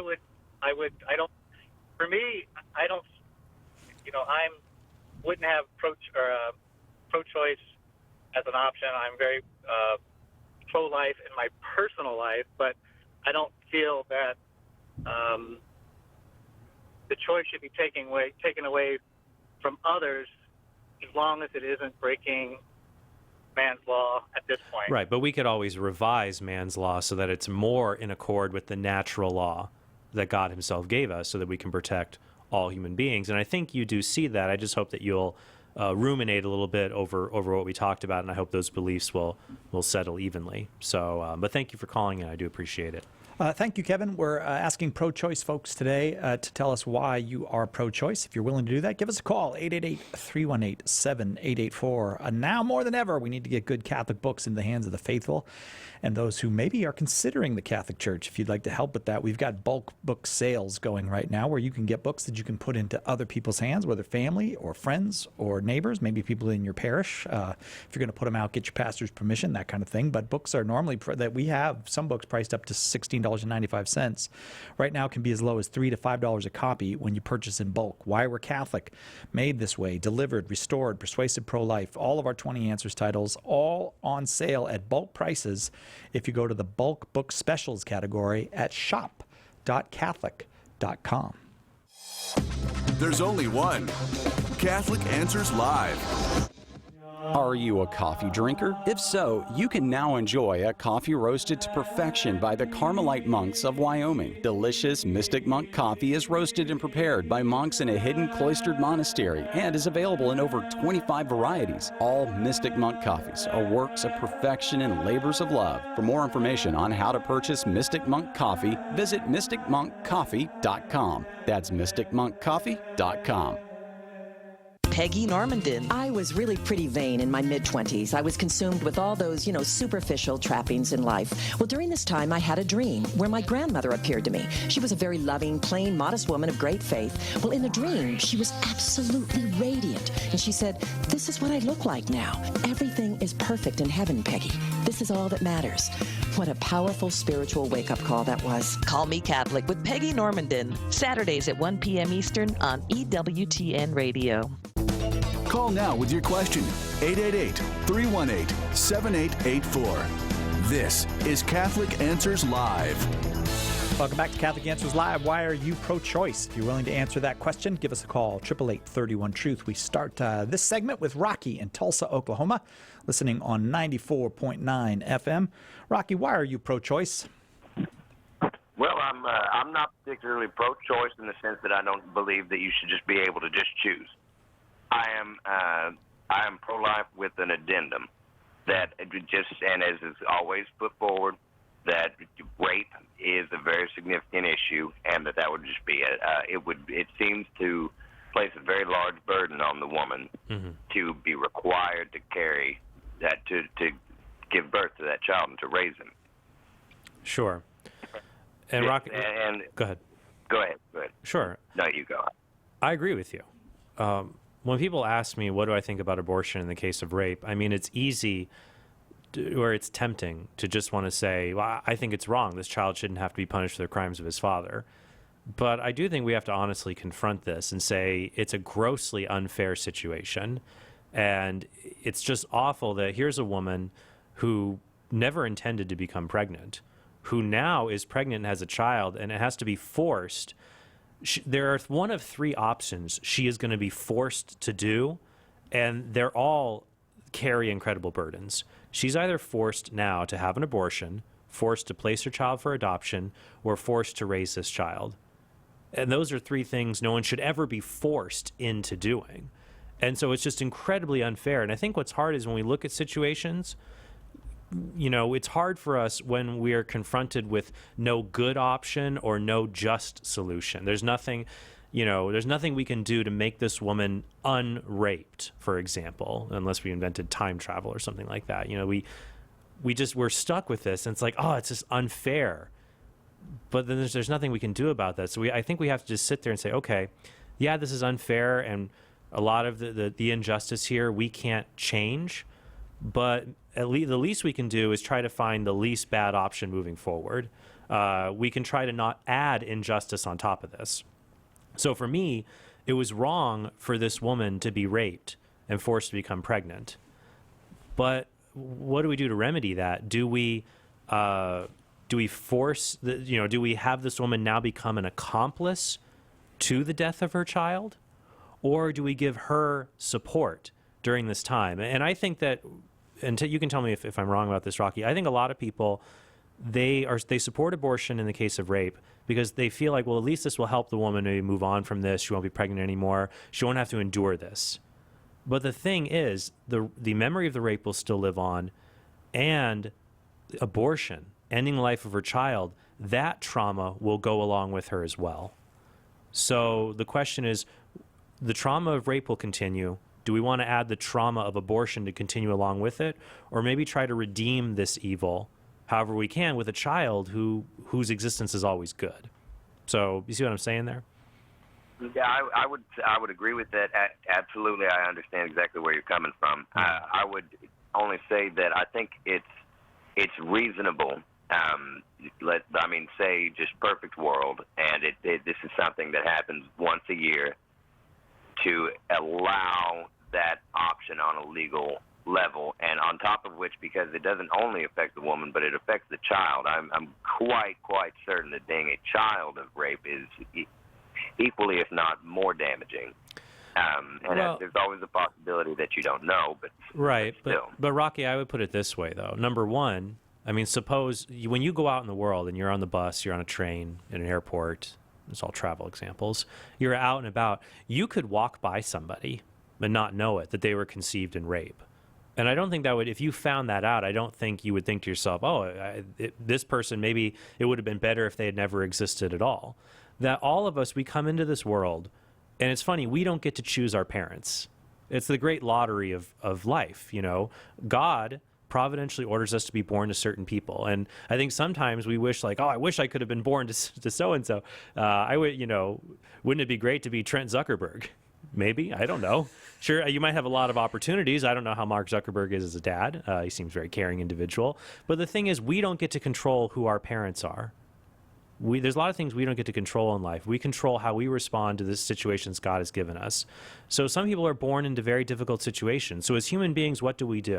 Do we try to alleviate those difficult situations and care for the people who are in them through no fault of their own?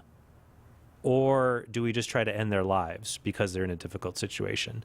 We should try to reduce the number of difficult situations, not the number of people in those situations. So I think if we look at it that way, we can compassionately approach the issue of abortions that are chosen because of rape and provide a non-violent solution that is best both for mother and for her child.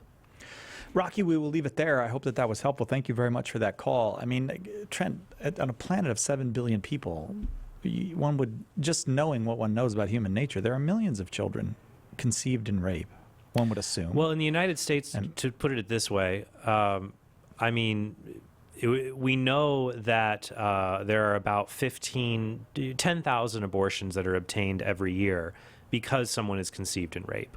Okay. So if you think that, even if 1 out of every 2 women in this situation chooses abortion, that would still be 10,000 children every year who are conceived in rape. But I think the number is probably far higher, actually. Yeah. So you're right. And so...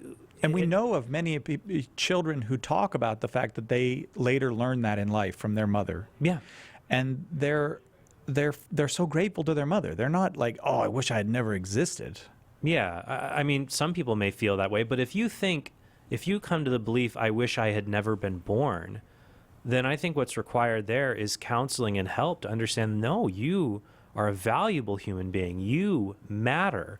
No matter how the cards have been dealt in life, you are valuable, you are loved, you are a beloved child of God, no matter where you came from, no matter what physical, emotional, or spiritual difficulties you are carrying right now. The answer to the awful things life throws at us is to understand that God has given us his grace so that we can fulfill the advice that St. Paul gave us in Galatians 6:2 to bear one another's burdens. Mm-hmm. We can do that. Or Paul writes in his letter to the Corinthians about how we can comfort others through the comfort we first received from Christ. So we can be heroic and helpful to other people in these difficult situations. I mean, we don't want to be flippant towards them, like, as long as you have God, everything's fine. It's hard. It's difficult. Right. But the fact of the matter is, when you're dealing with pain and heartache, the clock on the wall is still ticking. It's still going by. We can't change the past. But as the clock is ticking in front of us and life is keep moving forward, we can ask, how am I going to move forward with it? Am I going to try to move forward trusting in God and just growing in his grace to be strengthened and to endure this and to maybe find redemptive suffering in it, to offer up this suffering for other people, to get a perspective on it that maybe I can help other people, that if I have suffered, this gives me a window to help other people who are in a similar situation? Are we going to turn outwards to God and helping our fellow man, or are we going to turn inwards with our suffering? Inwards is always a bad idea, because then we become bitter, cynical. We want to blame other people, and we give into anger and despair. We want to turn outwards with that, first to God, and then towards others who can help us, and maybe we can help them also. Amen to that. And I have to say, I sometimes feel like the people who are talking they love to talk about empowering women and go girls and all that, but they act as if really, you poor dear, you can't do anything here. And there are literally millions of tough, courageous, brave women who bore children that they didn't ask for. Right. And we don't celebrate those women because we want to have this, well, I think it's because we prefer an ideology that says, oh, just do away with the child. Well, there's this idea, and a mistaken idea from feminist discourse, that the idea that feminism is correct, that we should treat men and women as having equal dignity. Yeah. Men and women should have equal basic rights, but men and women are different. Like, I don't have the right to be treated by an OBGYN because I'm not going to get pregnant. I don't have, I don't have that reproductive anatomy. We treat men and women differently, but not unequally in their basic dignity. So this idea here is that, well, in order for men and women to be treated as equals, they have to be the same. Oh. And so there's like this bias that if men and women are different, they'll never truly be equal. And so if women are going to get up to the level of men, then we have to, then they have to get rid of those things that make them different than men. So they not becoming pregnant, going back to work, working just like men do.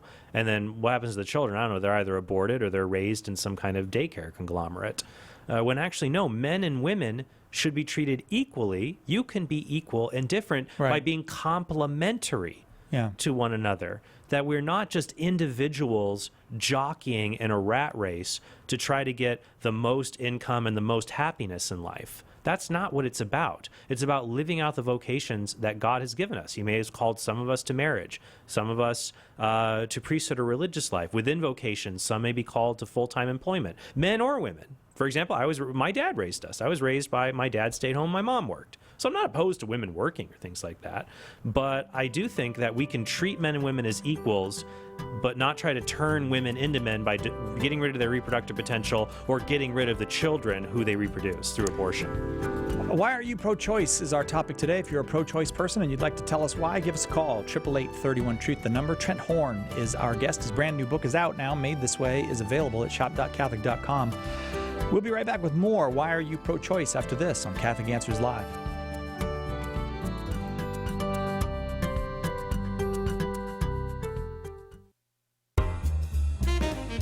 This is Harry Connick Jr., and you're listening to Catholic Answers Live. With the recent commemoration of the 50th anniversary of the release of Humani Vitae, there have been fresh attacks on Catholic teaching from outside and, unfortunately, inside the Church. That's why Catholic Answers thought it critical to provide a vigorous affirmation of Pope Paul VI's prophetic wisdom with our newest book, Inseparable: 5 Perspectives on Sex, Life, and Love in Defense of Humani Vitae. We asked 5 distinguished contributors to reflect on and defend Humani Vitae from 5 perspectives, each of them compelling, together forming a mosaic of truth.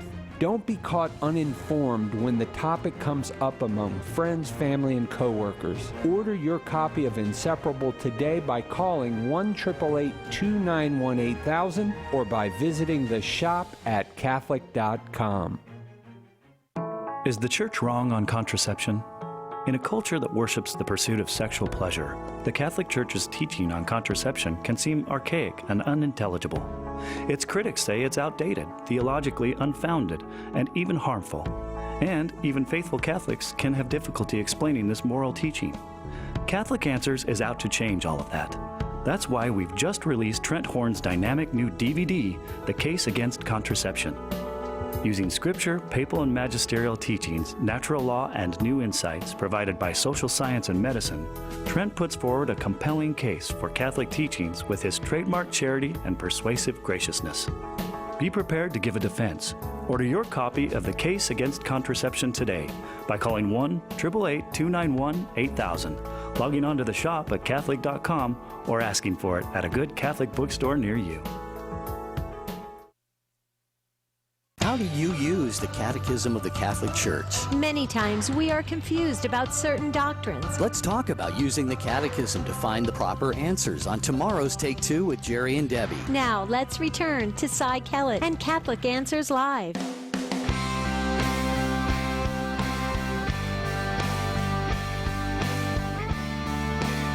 Welcome back to Catholic Answers Live. Why are you pro-choice is the question of the hour, and our guest is Trent Horn. We go now to Francis in St. Louis. Francis, why are you pro-choice? Well, I have a question. I'm not sure if I'm pro-choice or not. Okay. In two instances where the health of the mother is at stake, the first one being a tubal pregnancy where the baby would not survive anyway, and the second being where the pregnancy turns septic and is poisoning the mother. And the example I have of that is, I'm not positive because I just read about it through the news media, the Indian lady in Ireland who died, I think her pregnancy turned septic and they would not perform an abortion to save her life. So, but I'm not positive. Like I said, I just read something in the media and I don't know if I got the full story or not. Right, and I vaguely remember that. It's Savita Halappanavar was the woman's name in Ireland. But I don't know, I don't recall all the details of that case right off the top of my head. I know there was a website recently, I wish I could recall that talked about a lot of the media distortion that is involved in that case. So why don't I just talk about these issues in kind of a broader context? First, Catholic moral theology allows for medical procedures to treat ectopic pregnancy that indirectly result in the child's death. So if a child implants in the fallopian tube, then what happens there is that the tube has now become damaged, and so it's licit to remove that damaged part of the fallopian tube. The child dies unintentionally. We don't intend the child's death. We're just trying to remove this now damaged part of the woman's body, because if nothing is done, both of them will die. But this part of the tube can be removed because, now it has now become damaged, and that would be a morally acceptable way to save the woman's life. When we approach these scenarios, I like to say that it's not acceptable to either kill the child in order to save the mother, or to kill the mother in order to save the child. But you can intervene into the situation even if the child's death comes about indirectly.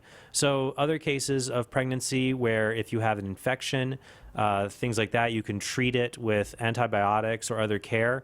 And it may come to the point where you have to do an early delivery of the child if the infection is spreading rapidly. It also puts the child at risk as well. And you would have to maybe do an early delivery. You get to the child near to or at the point of viability to do that. But it's hard to, of course, every case is different. That's why I'd recommend when you have some cases like these, especially if they're very unique, if it's a real case, or one that's actually happening now, there are full-time ethicists 24/7 at the National Catholic Bioethics Center who are trained to deal with particulars in cases and advise what are ethical options that can be undertaken. And that website is ncbcenter.org, and that's a great website and great organization to get on these questions. But to say, once again, that if a woman's life is in danger, it's not like there's no option for doctors. They can treat the pathology, the disease that's killing the mother. They can kill the pathology. They just can't kill one of the patients, whether it's the mother or the child directly. So I hope that's helpful. Thanks, Francis, for that call. Why are you pro-choice is our topic. We go now to Charles in Vermont. Charles, why are you pro-choice? I wouldn't say that I'm necessarily pro-choice, but I believe that we have to have the option of pro-choice for religious freedom. To me, the idea that there's a soul, that there's an afterlife, are religious beliefs that have no scientific basis at this point in our knowledge. So the idea that a fetus has achieved personhood because it has a soul, that's only a religious belief. It has no basis in scientific fact as we now understand it. So if we say we're killing someone, a fetus, it has biological life, but we haven't got any proof it's achieved personhood, from my point of view. So we're deciding to impose a religious belief on those who don't accept it. If a person feels abortion is right for them and they do not accept that the fetus has achieved personhood, that's imposing religious basing legislation on religious beliefs. Okay, well, and we're supposed to be a secular state. All right, well, Charles, let me offer a counterexample to that.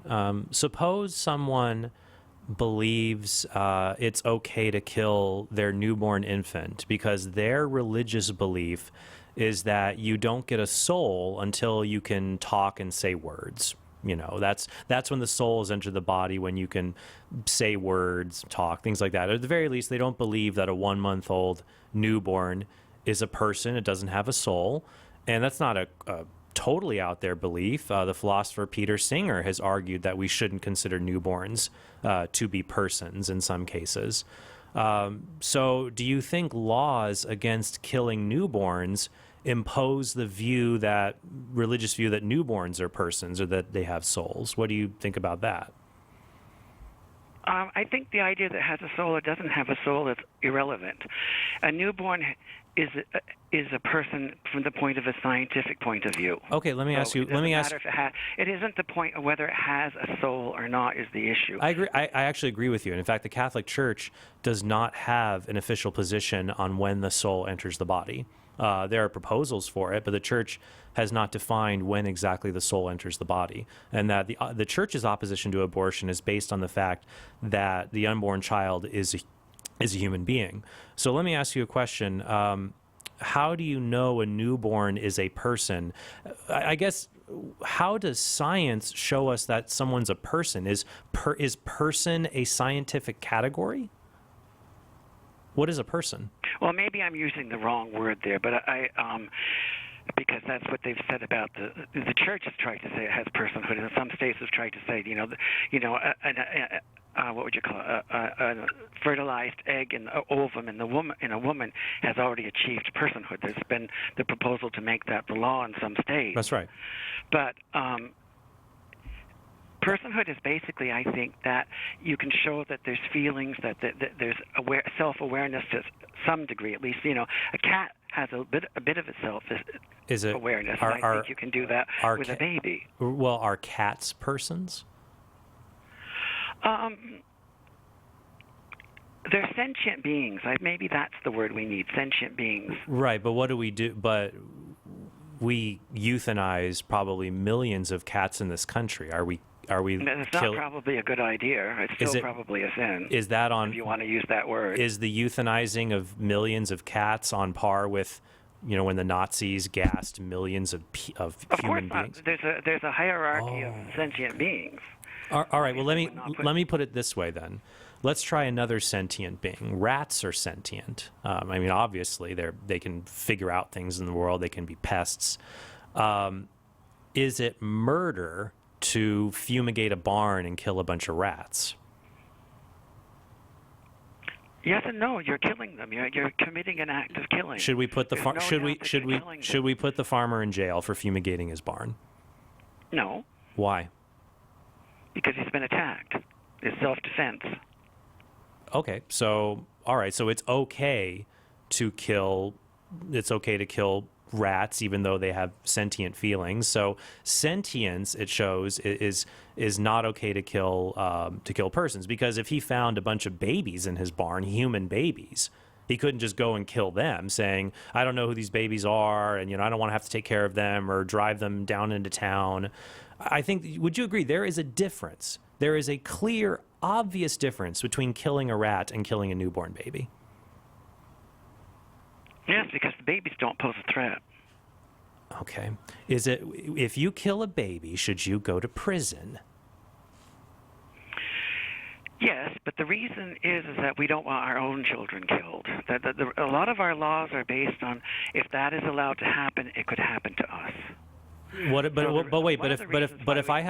Charles, if I have a law, I don't want my children killed, so I don't allow other children. What if the law just says you have the right to kill your own children, who are born? Well, the law used to say that in the Old Testament. You did have the right to kill your children.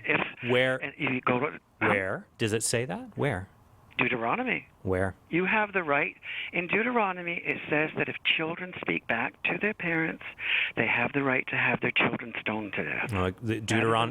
Deuteronomy provides punishments for people who break the law and the covenant in Israel. And interpreting what these texts means and whether their punishments are literal or non-literal is different from what we're talking about. I want to get back to this main issue. You and I agree that it is wrong to kill newborns. And I think the reason is, what we really want to agree on is because newborns are human beings. Now, let's even go with your argument. It should be wrong to kill newborn babies because I wouldn't want someone killing my newborn baby. Was that the argument you were making? I think that's the how our laws work. Okay. Then why don't we have this law? It should be wrong to kill unborn children, because I wouldn't want anyone to kill my unborn children. Would that be a good law? No. Why? What's the difference between an unborn child and a newborn? Well, the difference is it's not viable as a human being. It has not achieved personhood. It's not in any sense. It's only a biological entity without self. It can't indicate its wants. It can't do it. There's no self-consciousness there yet. But why does that matter? Because we've already shown. Because that's the basis of personhood to me. Otherwise, you. But I don't think it is, because you agree we don't put people in prison, even if you just. Let's say there's a rat on the side of the road and it poses no threat to me, and I shoot it. Should I go to prison for life? Not for life, but you should probably be fined. I should be fined. You've taken life without a reason. If you don't like a rat and you just kill it, there should be some sort of you've taken a life that was self-supporting, that was independent. You've killed something that didn't need to be killed. Okay. There should be a punishment. Okay, so we should fine people who kill rats, but no punishment for people who kill babies before they're born. I mean, I guess that is the impasse that we have reached here, and I'll leave it up to our listeners to see which view is more reasonable then. So, but I thank you for calling in. Thank you very much. Thank you very much, Charles. But Charles, let me just run something by you, because I want to understand this. If I say the only reason I have a law is because I don't want that to happen to me or my kids, then I have in fact given up on the traditional Western view that individuals have rights in and of themselves. You have. He's not saying that I have a right to have nobody kill me. He's saying I don't want anybody.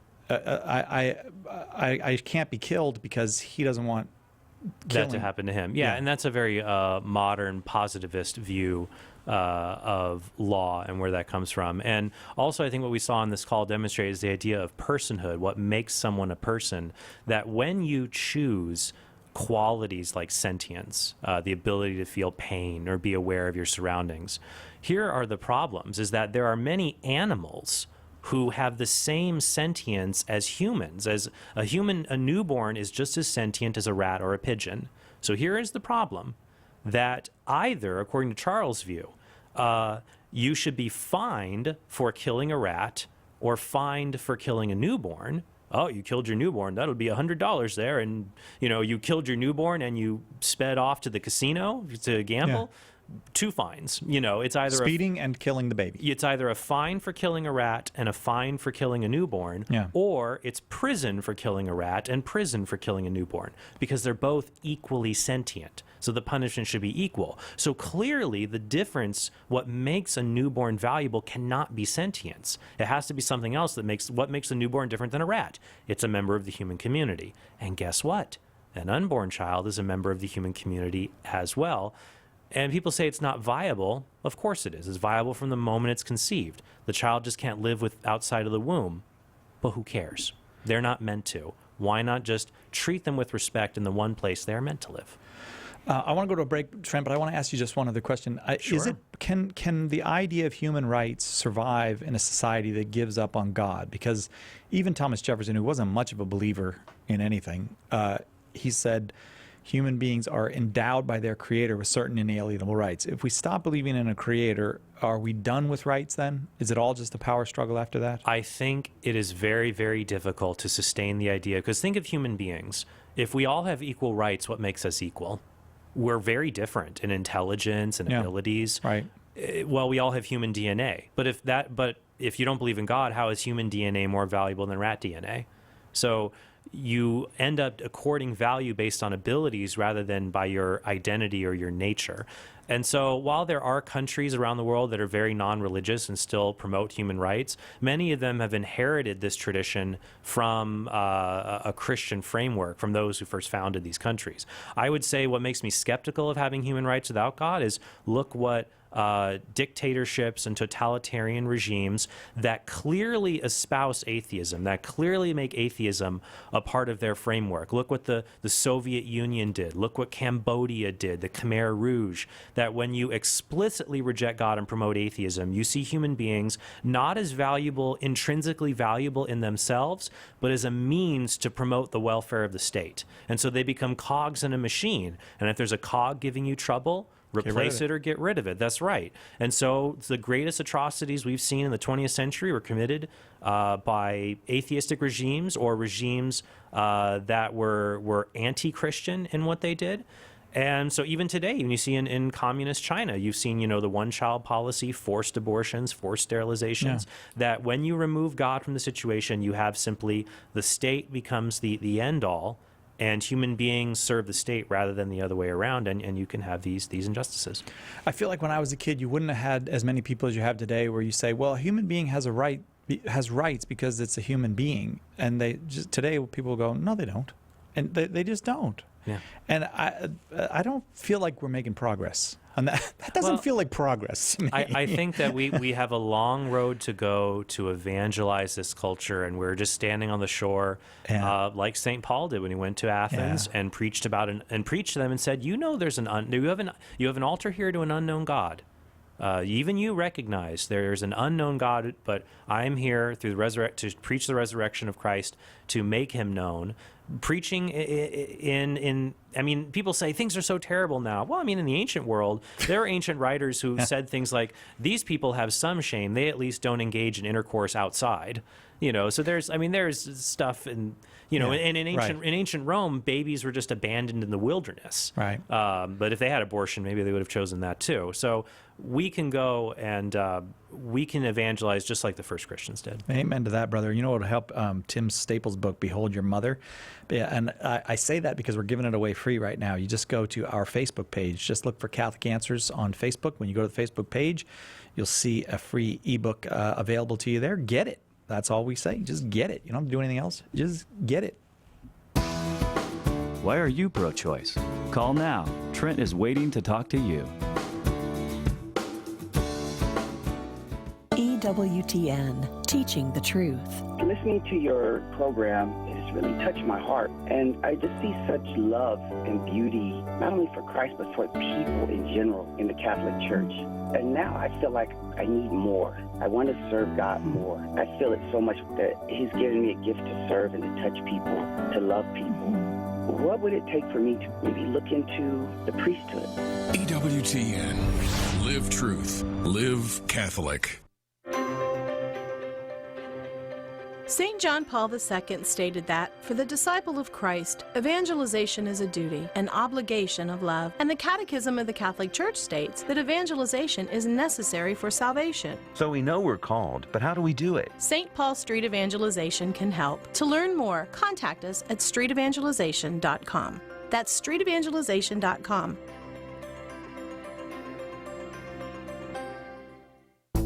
Call now with your question.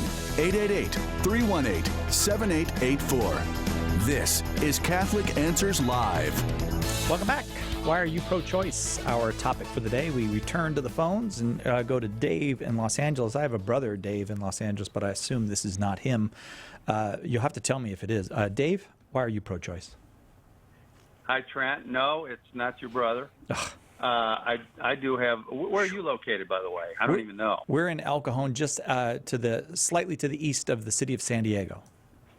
Oh, okay. Yeah, I've got a sister back in the Midwest who mentioned that you were on the air. So I don't know if you've heard this before or not, but here's my thoughts. And let me preface by saying I'm not really in favor of abortion, and I wish every pregnancy was a joyful occurrence.